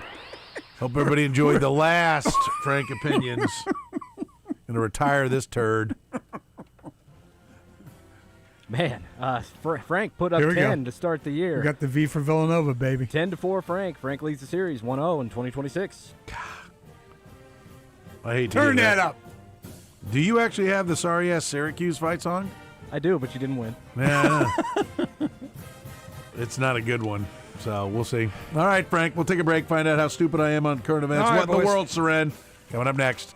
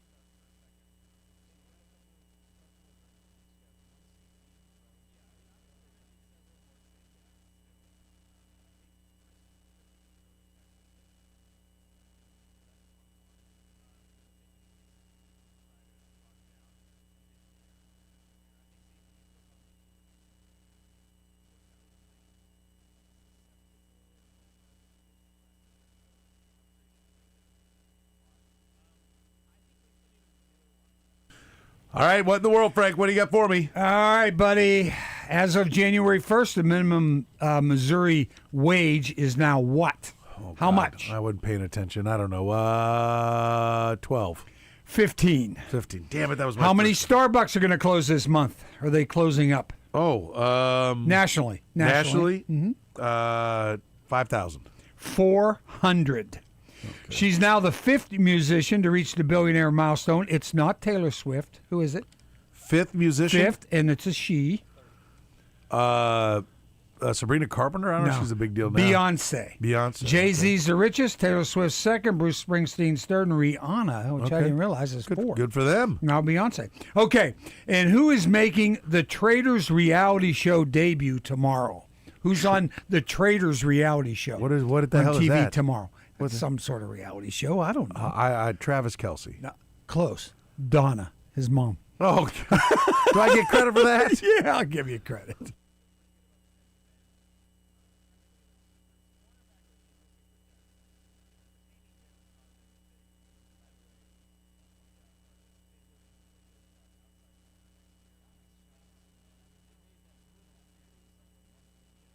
All right, how many current NFL franchises have not had the number 1 overall pick in the common draft era? Brought to you by La Feta Delicatessen.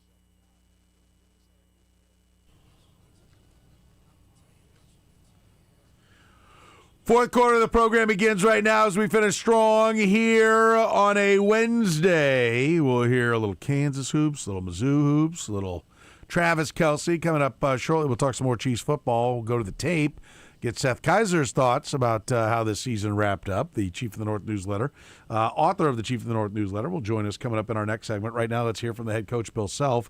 One of the biggest comebacks ever. What was your stat, Kurtis? Only the 13th time? 13th time in men's college basketball history that a team has come from 15 down under 5 minutes to win a game. And they were 15 down with, I think, 4:20 left. Yeah, it was not looking good. Fran Fraschilla said you want to tune in because you're either going to see a big upset, which they were 7.5-point favorites. Wasn't going to be that big, but they were 7.5-point favorites. Or you're going to see one of the great comebacks of all time. And what you ended up seeing was one of the great comebacks of all time. Bill Self was asked what the comeback meant. Well, first of all, TCU was better than us tonight for 35 minutes, and then for 10 minutes we were actually quite a bit better than them, but they played great. And they only shoot 23 threes a game and average making 8, and they make 15 on us and shot 20 the first half, so our defense was awful. And we were soft, and we didn't rebound, and not very competitive. A lot of things, pouty, body language sucked. And then for some reason, the switch flipped. And then down the stretch, a couple of good things happened. Next thing you know, crowd feels it a little bit, and guys start playing reckless abandon and play great. So it was as good a exciting win as we've had. I think the probability to win tonight was probably less than the West Virginia game even several years ago, because that team was a 1 seed and won the league and went to the Final Four. This team is unproven, and for them to stick it out and do it the way they did, it was pretty cool. So the best thing that potentially happened tonight was we became a team. Yeah, part of it's his accent, but just candid Bill Self is just great. It sucked.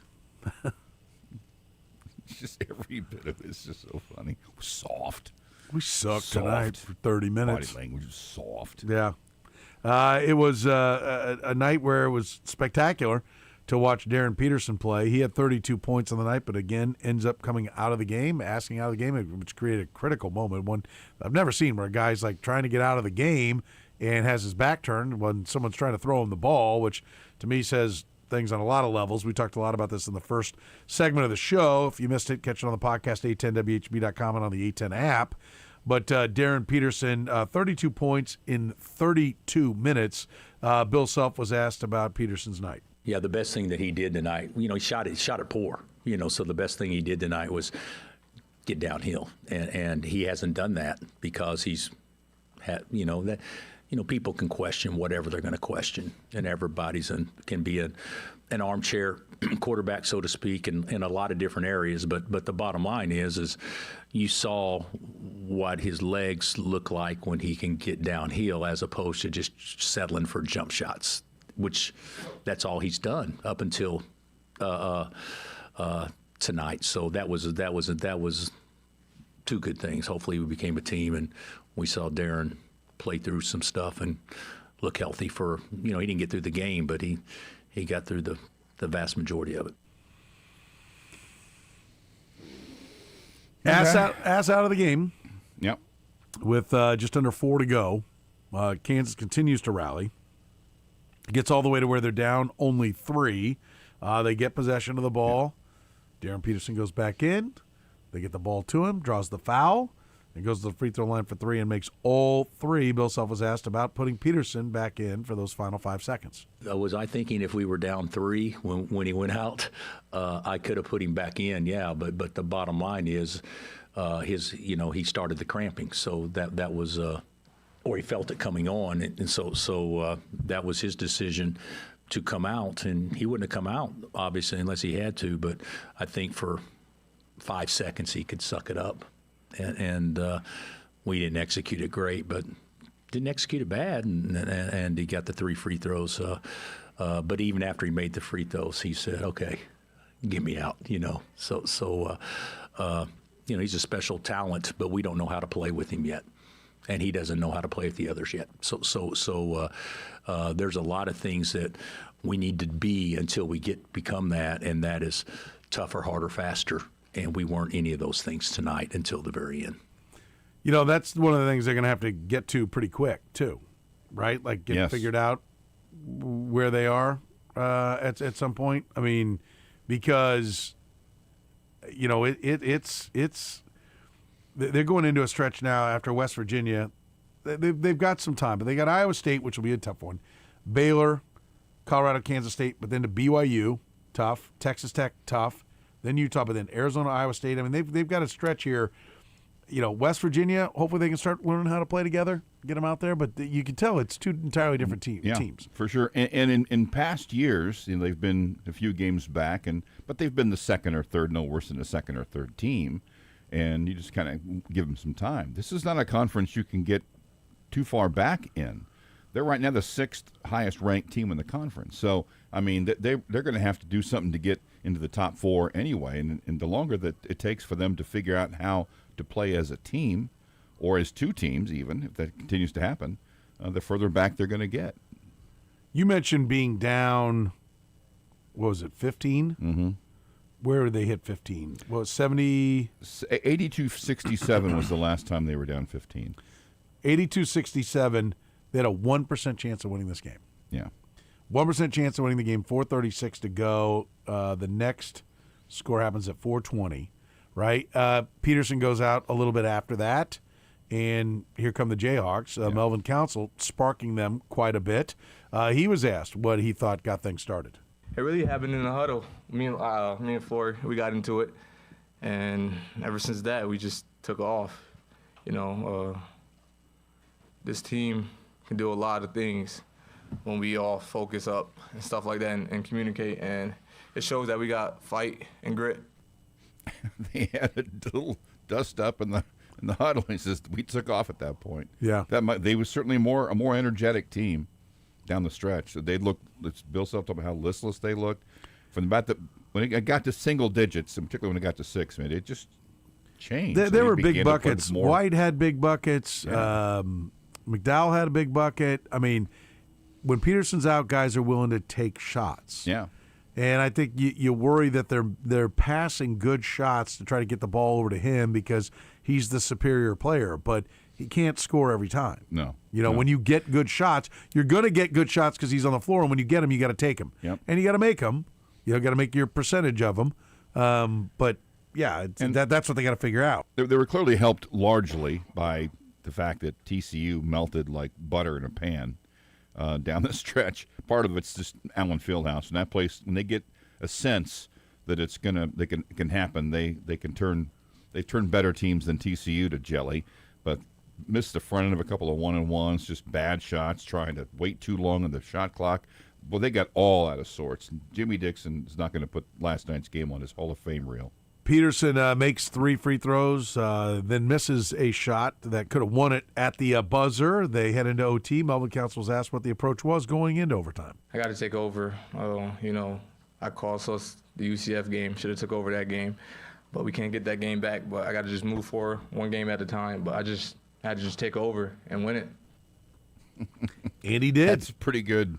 It's a pretty good guy to have on this team. That's why he's earned that dog reputation. Yes. Yeah, as I said earlier, as much as I kind of rolled my eyes at that idea, that's him.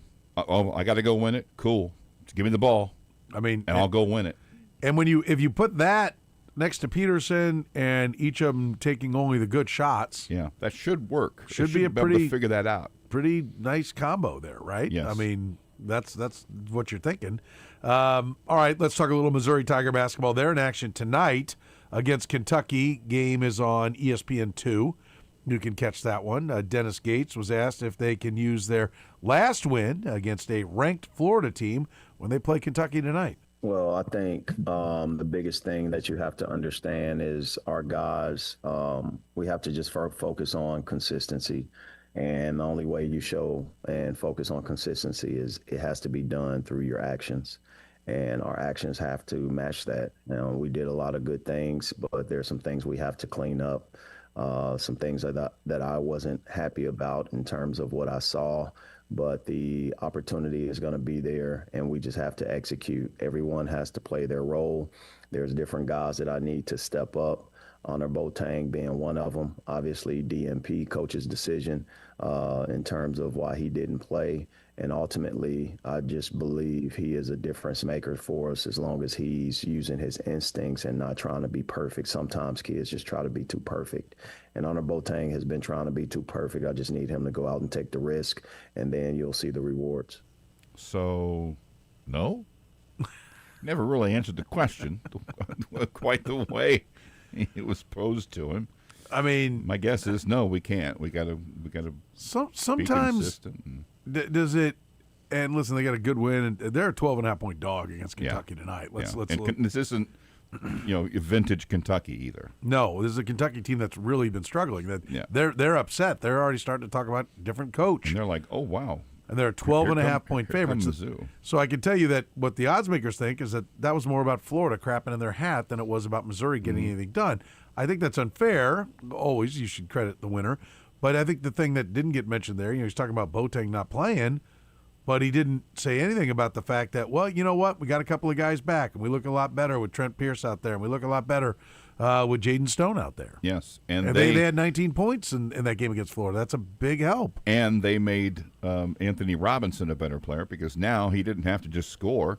What made him so good last year is he had guys he could drive and get the ball to, but Caleb Grill's gone. Some of the guys are gone. Jacob Cruz isn't maybe shooting the ball as well. Now he has a couple guys he knows he can dish to, and that made him a better player offensively, not just dishing the ball, but scoring as well. He was more at ease to take the kind of shots that he could get that were good, not just figure, I got to take this shot because it's just me and Mark Mitchell out here tonight. Yeah. No, there was a lot to like about the game against Florida. The question is, was it just really Florida made it easy for them? Yeah.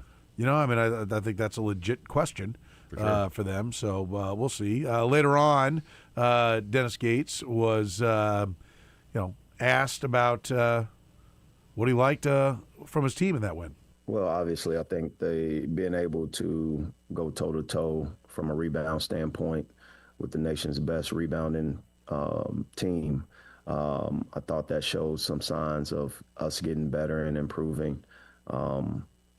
Ultimately, I think when it comes down to embracing the change, meaning 2 new guys started in the lineup, meaning or played bulk of minutes, and our guys responded the right way. There wasn't selfish acts. There wasn't guys not cheering for their teammates. I thought they were all excited about the addition to and the input that Trent and Jaden Stone provided. Dead even with Florida on the rebounds, which is something they have been brutal at during his tenure there. It's amazing how bad they've been. What kind of chance do you give them against Kentucky? Not much of one. Okay. Not much of one. I mean, they could maybe stay in the game. I might be tempted to take them plus points, but at 12.5. I don't think. If you think Missouri's a tournament team, they will cover that number easy. I don't think they're a tournament team. Okay. You don't think the 2 additions lengthen the lineup and as I kind of overstated yesterday, but said I think they went from having before that. I thought they had zero chance. I thought it was like, hope. Can they win 5 games in conference? Now they've got a shot. Okay. But it's just a shot.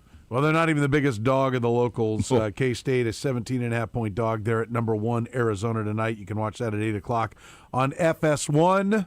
Rough open to the season. BYU to start, and then go to Tucson. Yeah. How you like that open? Yeek. Yeah, it's rough. It's rough. That's this conference, though, man. And I assume they stay in the state of Arizona and play. They'll just move up to Phoenix and do their studies. And then they'll play Arizona State on what, Saturday? Let's see. Yes. Yeah, Saturday. They are at ASU. And then come home for Central Florida, who's now in the top 25. Yep. So yeah, real fun start for the Cats. Have a good time in this season where you really need to dig out. Have fun storming the castle. What's that from? I've seen that movie. I can't think what the scene is from. You don't remember? It's Billy Crystal saying it. Yeah. He's wearing a bunch of makeup though, to look like an old guy. Okay. But you getting the note out, Kyle? I'm getting ready to add this to my list. Get it out there. We've had it's one of the all-time classics. I'm lost. I don't think that word means what you think it means. Okay, yes. All right. The Princess Bride. Yeah. The Princess Bride. Yeah. The great Jeremy Pankin. Yes. Jeremy. Not Jeremy. Mandy Patinkin. Yeah. Jeremy Pankin was the fat guy on Not Necessarily. Mandy Patinkin die? I think he might have. Or I think I've assumed him dead about 5 times in the last 8 years, and he's still alive or something. All right, one more. Travis Kelce on his New Heights podcast, where he does his post-game interview. Yes. Travis Kelce talked a little on his podcast about what his future will be. Just being a regular human for a couple weeks, maybe a month or so, and trying to figure out what I'm going to do next in terms of my future in football. I think, I've talked to a few people in the facility already, having the exit meetings and everything. And they know where I stand, at least right now. And I think there's a lot of love for the game that's still there. And I don't think I'll ever lose that. I don't know. It's a tough thing to navigate, but at the same time, I think if my body can heal up and rest up, and I can feel confident that I can go out there and give it another 18, 20, 21 week run. I think I would do it in a heartbeat. So I think right now it's just finding that answer and seeing how the body feels after this game and kind of when it all settles down. I'm confused. So you're not already coming back? What? Chris Jones has said that you're coming back. I thought this was already nice. That's why we love Chris. He's very optimistic. He's very optimistic. Well, the way Jason Kelce has one of the great laughs. Do you? The history of laughs, but people are taking that. We heard, was it Pete Sweeney who said Pete brought this up today, on his podcast, and after hearing that, he said he thinks it's more. The first time he's heard him sound like maybe he is coming back. What do you take from that? I'm not going that far. I mean, it's. Yeah, I do it in a heartbeat. But there was like a bunch of ifs in front of it. So I don't know if those ifs are going to happen. And I know that he's going to feel the same on February 7th that he does on January 7th. I mean, it's the immediacy of the end of a season. I always wonder about a player's mindset. And I think it can go both ways. I think a player who feels like they want to quit might think about it later after an frustrating loss, or a player who's in a situation like this thinks I'm definitely coming back. He's going to go, you know what, I wanted to come back to shake this off, but now I kind of feel like I want to get back, just get on with doing the rest of my life. And I said he's going to have one of the greatest post-career lives of any professional athlete. He's the magical story, the storybook ending is going to be the rest of his life, not the end of his career. So I don't think I don't really feel that much more confident that he's is going to come back. Try to find a way to wrap that sentence up. I think what'll be interesting is how much he said. Well, the Chiefs know where I'm at, what I'm thinking. Well, do you know where the Chiefs are at? Because that's a big part of the equation. Yeah. Are you willing to play just wherever for the highest bidder? I personally don't think we're going to hear an answer anytime soon. No, because I don't think it's good for the podcast business. Now maybe I'm jaded or but his brother didn't make up his mind till March. Right. When he decided to come back, it was late. So I don't think we're going to hear anything till at least March. Yeah, that's my opinion. Yeah, he'll be a free agent and in time for them to. Because for one, I think like what kind of offers he starts hearing he's going to get might be part of what makes him decide whether or not he's going to be back. So I'm not completely buying it. We'll find out if Seth Kaiser's buying it, whether he thinks he should be back. The Chief from the North, at least the publisher of the Chief from the North newsletter, joins us next here in the program.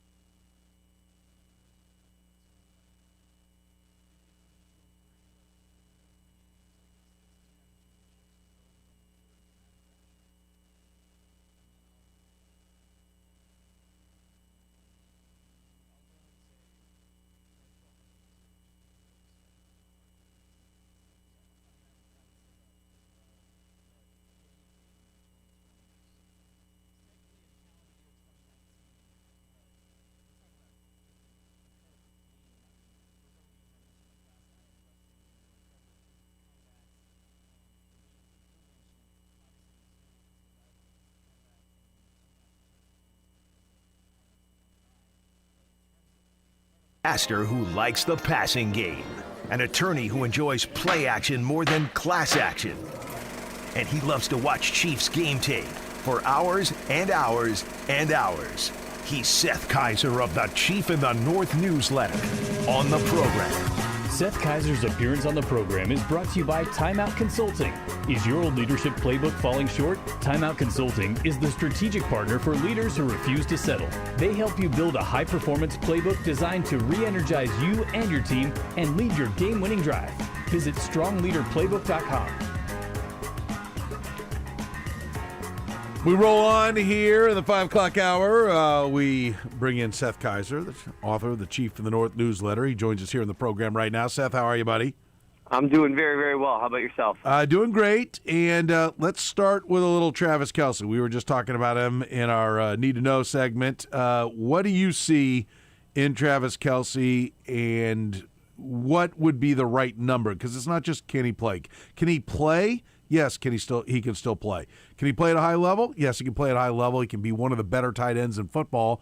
But with a $19+ million cap hit, which is what it was this past year, that's too much money. So, first of all, what do you see in how effective he is right now?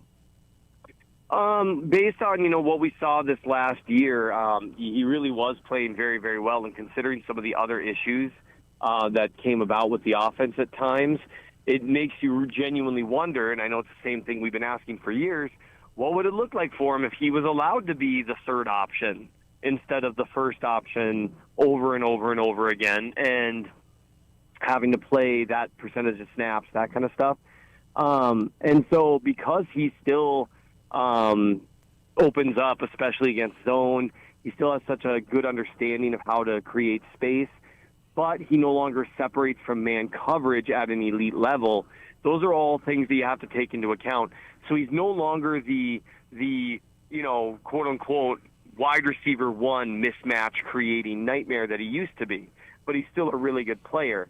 So, a guy like that is worth a decent chunk on a one-year deal, but certainly not like a $19 million thing. And so for me, if I were the team, I would talk to him about something, maybe with one void year built into it or something, but something that was more like a $10 to $13 million cap hit next year. Yeah, 10 to 13 even seems kind of pricey for me. I think it's probably a fair price for him. Might be a little heavy. I think when you give a tight end the biggest contract out there in football, part of what you're doing is securing him from going elsewhere. And I don't think anybody, for years, securing that you've got him for a while. I think it's 1-year contracts. Probably maybe somebody gives them a 2 that they're going to tear away the second one.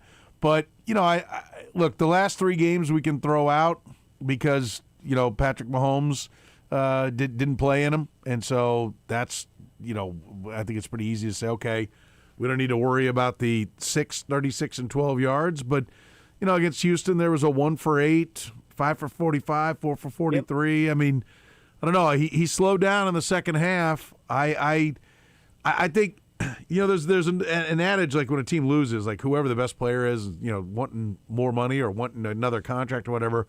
Like we lost with you. We can lose without you. Like it should be freeing to the Chiefs, the idea of anybody can go now, because you can't be like, well, I don't know. We were conference champions with that guy. Well, you weren't anything with this guy. So literally everything's on the table. Do you agree with that?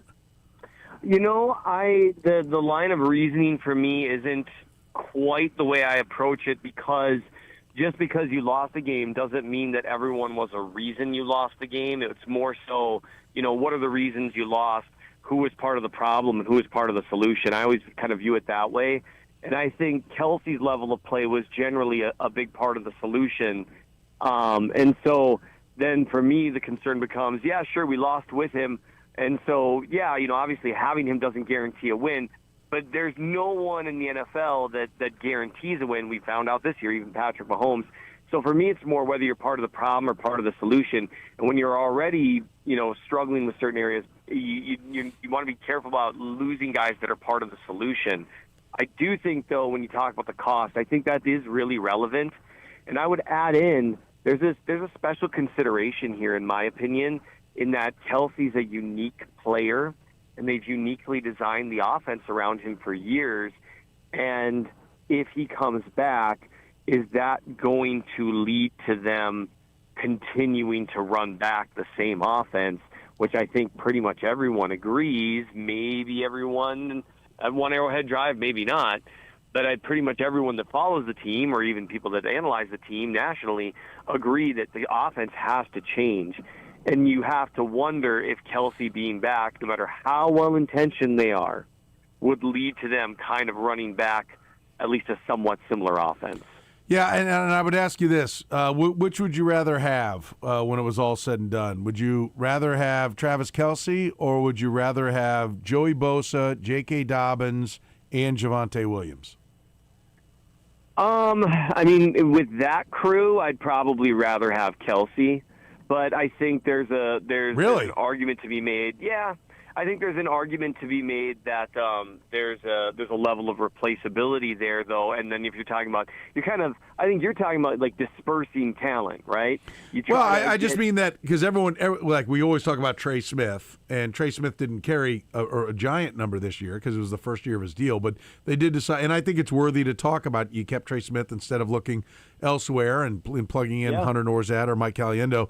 But I mean, also just continuing on with Travis Kelce at the number that they did, like they could have ejected previously on Travis Kelce. I just point out what, 19, I think it was 19 point, it might have even been 20 million. Maybe is it 18.9 or 19.8 million that his hit was.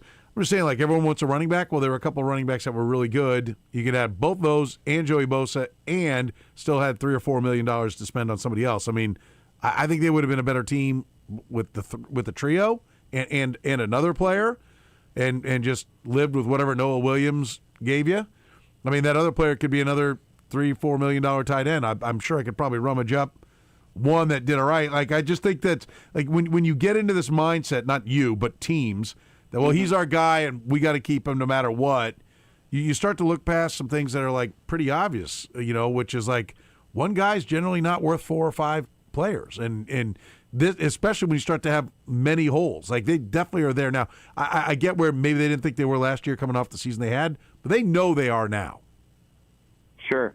They definitely know that they've got a lot of places that need to be upgraded, and that's why cost should certainly be part of the consideration. Yeah, for sure. All right, Andy Reid, his scheme, their approach, the coaching staff. We know that Connor Embry is not going to be back at the wide receiver coach, but when you look at the scheme overall, how much of the problem and what we're talking about is the scheme, and how much of that was made crystal clear once Patrick Mahomes was out? I think, people are going to say that, once Mahomes was out, they also were missing tackles and that kind of stuff. I guess I would just say for your offense to become completely non-functional, and it wasn't just bad, right? It was non-functional. That is an indictment on scheme, because if you need, and you and I talked about this a little bit this year when the injuries were first starting, like, if you need Patrick Mahomes and you need peak Travis Kelce and you need 2 really good wide receivers and you need a deep threat and you need a good offensive line, what exactly is your scheme doing for you then? Like, I think you could find 100 different play callers that could scheme up with what we're describing, right? Right. And so that's the question, is like, where are the edges found? Where are we seeing the edges? It used to be something that you could see in terms of seeing receivers running open. And that's, that's something you have to quantify, right? Because if you just go based off memory, that's going to be pretty flawed. But it is at least one way to think about it. How many times in a game did you watch the Chiefs drop back and Mahomes sit, look, and then fire to his first or second read, and a receiver was just wide open? Now, is that going to happen all the time? No. Should it happen sometimes? Yeah. You should have some pure play calling wins. And you just didn't see a ton of that. That's like an anecdotal argument. You can also just kind of look at certain things, like the things they did have success doing but they didn't do more of. You can look at things like the idea against, the better defenses they faced, what you really saw, certain things clamping down. Did you have answers for certain things like man coverage? And that's where, for them, the answer is often no. And so for me, it's one of those things where does your offensive system have some easy buttons that are getting you yards and that, outside of, well, we need guys to win one-on-one. And or we need Pat to do something. And I just don't think we saw that nearly often enough over the last multiple years. Because if that were just this year, I would say, okay, maybe it's a one-off. But, after 2023, we blamed the talent acquisition gone wrong, right? It was the wide receiver room was the problem. And, okay, fair enough. 2024, similar thing. Injuries in the wide receiver room and fiasco at left tackle. Well, now you're talking the third year in a row, and I guess you can't tell me that Sean McVay and Kyle Shanahan and Ben Johnson have never dealt with catastrophic injuries because we've seen them do it. So that's, I think, where you have to, it's not like this. It's not as extreme as, it's complete tire fire garbage and it's the only problem, because there is some talent stuff that they need to work with, but it's clearly a problem that has to be looked at. Just to put some numbers on, you said that non-functional those last 3 games. The Chiefs had 440 yards of total offense those last 3 games, 133, 139, and 168. Just did a quick search. They were the 6th team in football since the merger in 1970 to have 3 consecutive games fewer than 170 yards. Of the others that did it, the 2009 Raiders, who were terrible, the Bucks did it twice in 1977, the Browns in 2000, so the last 2 teams there were playing in their second year of existence, and the 73 Packers. That's the company that those last 3 games put them in. They fell from 10th to 20th in yards in 3 weeks. And that's where you do have an answer to this idea of there were injuries. Well, you can't tell me that since the merger, only 6 other teams had injuries, really serious ones even, or had their backup quarterback in for 3 games in a row. And it's not like they were playing, the Seahawks and then the Texans and then, insert whatever good defense here, right? I mean, they were playing pretty poor teams other than the Broncos, who ironically they arguably played the best against, but that was mostly the defense playing really well. So the other 2 were 3-14. Yeah, and that's where the pure non-functionality of it is, I think, where you get past the idea of it being, it's injuries, or we're missing Mahomes. You should be able to look like a functional, not even a good, not even bad, but you should at least look like a bad NFL offense, right? And that's where they didn't even reach that standard. And I get it, they were missing multiple players, and that's awful. But you should still look at least you should be able to string together, a couple drives a game. And they couldn't even do that, because 133 yards a game isn't even stringing together a couple yards a game. It's maybe having one successful drive and then a first down or 2. Well, and really the game against the Raiders, it was one long pass to Hollywood Brown. Yeah. That was the whole day's offense. Right? That was a third of their offense, one play. Yeah. I mean, that's and listen, we were talking about it do you remember a play where a guy was just wide open like that? Tyquan Thornton jumped up and caught a contested ball, but one where it was just because we saw the Ravens and Steelers getting their offenses, and maybe they were tired and everything. Okay. Well, I mean, defenses are tired in the fourth quarter of every game, right? Theoretically, based upon that. Well, no, this one meant so much. Whatever, right? I'm not buying it. But the Ravens and Steelers were getting guys wide open at the end of the game. There were more wide open guys in that one game than we saw from the Chiefs offense all year. And that's the thing. Again, it's an anecdotal thing, but it's at least worth looking at. And that's where if enough things stack up, it's something you have to at least consider. And the Chiefs offense looked like it was really starting to heat up midseason, but then you started facing better defenses, and then that's the big thing. We really shouldn't be taking into account, we should take into account what we've seen the last 3 weeks because it's so non-functional. But they did have a multi-game stretch where they had pretty much everyone healthy.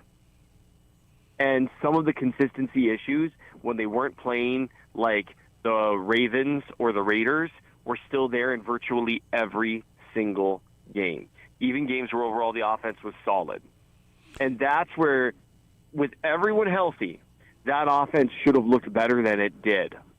And that's where I just think there's enough smoke there that you've got to really ask yourself, what is the problem here? Why does it continue to look this stilted? And why does it continue to look this tough? Because even on days where the offense was overall playing well, or even drives they strung together, it always looked hard. And again, this is anecdotal, right? This is subjective, but that matters. That matters if you're trying to figure out something that needs improvement. Yeah, for sure. We're talking with Seth Kaiser right here. The Chief of the North newsletter is his great publication that you can check out, great film study. One of the things you wrote about is Brashard Smith. Let's talk about one of the positives. You know, I listen, I don't think he's by any means a finished product, right? And I said today I think his upside is Damian Williams, right? Not that he is Damian Williams, that's his upside, that kind of player, that kind of production. But I saw a guy who could identify a hole and could get through it. Isaiah Pacheco, I feel like could run with his eyes closed and the results would be about the same. And Kareem Hunt can identify a hole, but he can't get through it. And we saw a kid do that. I mean, like this was the most encouraging returns we've seen from Brashard Smith. Again, I don't think we're like, okay, don't worry about running back. You got a franchise guy right here. But we did see that, yeah, I think he can play running back. Yeah, I agree. He had a couple of plays like that toss to the left side. You know, he should have ID'd the cutback, and he didn't. And he had another one where he was a couple steps slow on it. So, I mean, it's not perfect. Like, he's learning to ID that stuff and react. But I think, honestly, it's a frustrating thing where, like, you've got a veteran who's getting a ton of carries who has that same struggle and doesn't have nearly the elite explosion to make up for it, or smoothness of running style to make up for it. And Smith has that. And so that was really encouraging. I know he's saying he wants to come back next year looking like a running back, and I'm assuming he'll continue to work on it.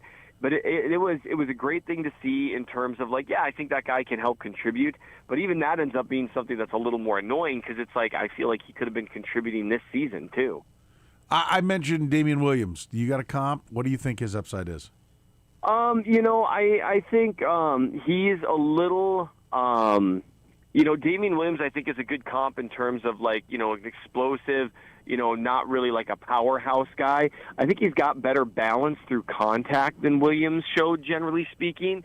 And I don't think he's quite as decisive a one-cut runner. But I think that's a decent comp in terms of, like, maybe overall ability, like a guy that could be your guy in a pinch, but maybe isn't, like, ideally, like, going to be the guy. And that's one reason why, even him having a little more success than he'd had earlier, it's not a reason for them to say, oh, we're set at running back. Yeah, we were talking about how Damian Williams is listed at over 220, and this kid's listed at 196. I mean, there's a size difference, but I'm you got the spirit of what I was talking about. Not necessarily that they're twins in how they do things, but just that kind of productivity is what I think the upside is for him. But he does have to get stronger. Jerick McKinnon's not a bad one. They listed him at like 210 when he was with the Chiefs. I think maybe that's his role. But they definitely, you're in agreement, they got to go out and upgrade that position in the offseason. Yes, definitely. And that, that happens to be a position that's got a player that people are really looking at in terms of being a potential, like, probably would have been the first running back taken last year, really great player. So, I mean, that's one they're going to have to take a look at, depending on what they plan to do in terms of their offensive setup. Yeah. Are you a proponent of a running back in the first round and a running back as high as number 9? I generally wouldn't be. It kind of depends on what Jeremiah Love looks like. I would say you don't do it if you're a team that has significant needs elsewhere. Like the offensive line, we often talk about, the offensive line sets the floor and the running back can help set the ceiling. And so in the Chiefs' unique circumstances where they've got the offensive line largely set, I could see a good argument for it being made because of what it could possibly do for the rest of the offense.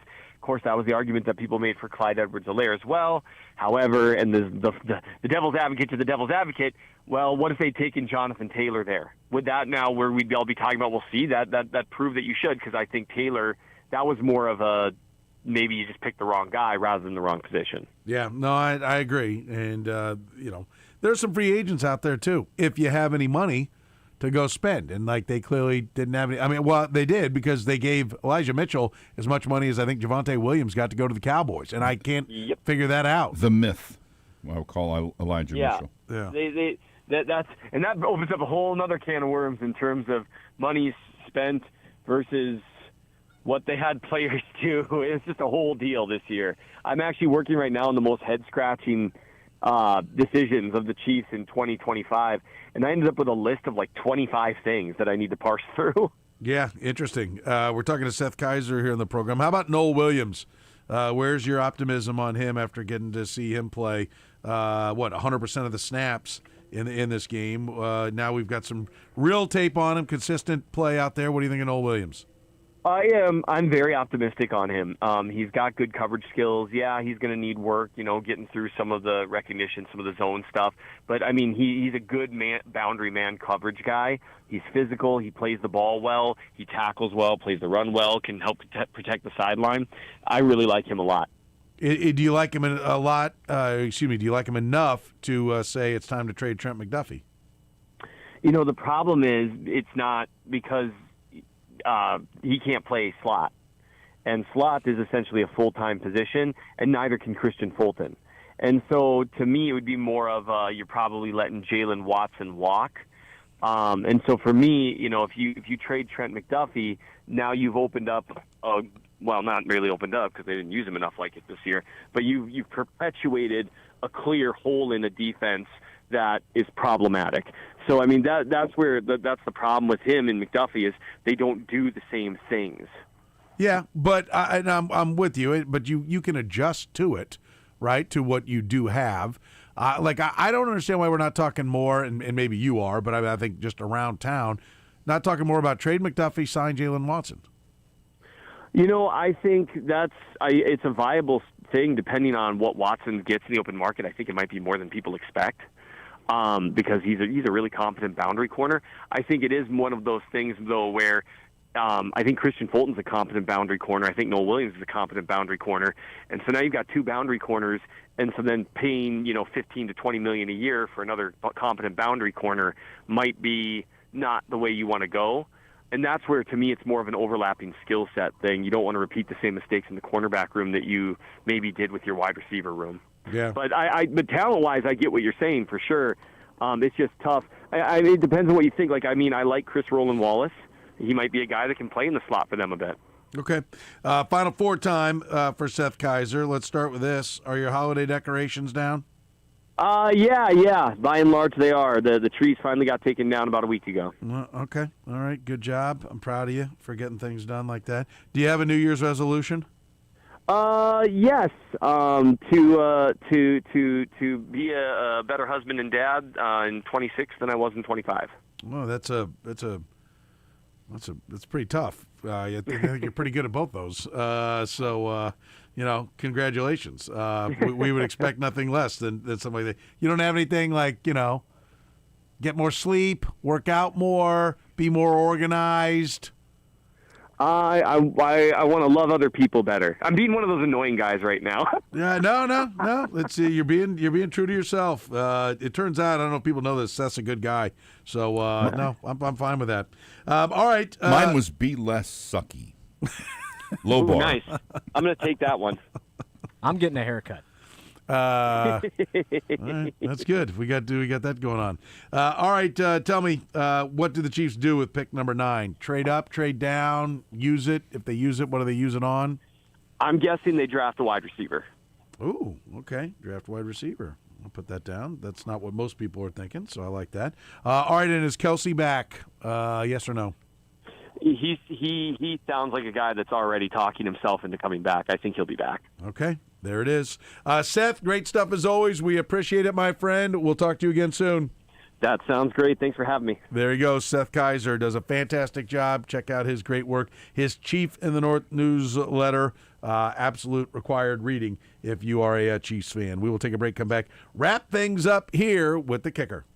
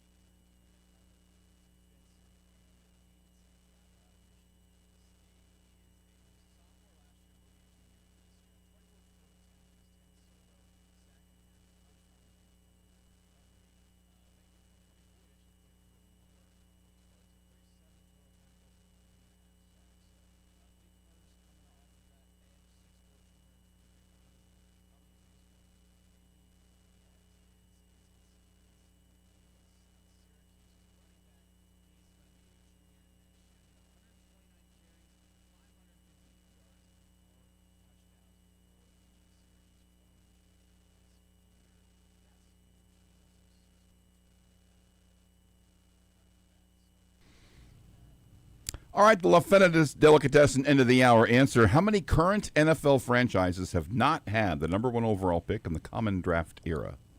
Goes back to 3. 67. 4. The Ravens. No, Dolphins have. The Ravens haven't, and Okay. they're the only AFC team. The NFC teams are the Packers, Seahawks, and Commanders. Okay. Jake Long, Dolphins, right? Yep. Okay. 08. We'll take it. Chiefs have once. Once. But only once. Eric Only Fisher. once. Bet number 2. The Colts have had it like 5 or 6 times. A couple of times. They didn't 1-1. Wasn't Buck Buchanan 1-1 in an AFL draft, maybe? Yeah, I think so. In 63. Yeah, I'm not sure how they did it Yeah. back then, but yeah. All right, good to know. We'll leave you with this for the kicker. By the way, LaFetta, go get it, southeast corner that's a kicker. of 143rd and Metcalf, LaFetta Italian Delicatessen. If you want a wonderful gourmet sandwich, everything absolutely as fresh as can be. Bread, baked fresh every single morning. I'll be there 10 minutes after I walk out of the store. Then you'll be following in Frank Bull's way I might because he see was going by Francis there. tonight, too. Jerry Jones saying this. My goal in life is to retire as the owner that won the most Super Bowls. Retire. Mm-hmm. You're 83. That's right. You might want to get to a conference championship in the last 30 years. That's my goal, to be retired in the NFL as the owner that won the most Super Bowls. We've got 3. How many more do I have to go to go as a single owner? Bob Kraft, how many's he got? 6. So I got work to do. But at least I'm up to the second rung in the ladder. Except for Eddie DeBartolo has 5. Art Rooney had 4. There are a number of guys. Jack Kent Cook had Jack 3 had with 3. the now Clark Commanders. Hunt has 3. Clark on your own freaking street. They live on the same street. He has 3. Settle down.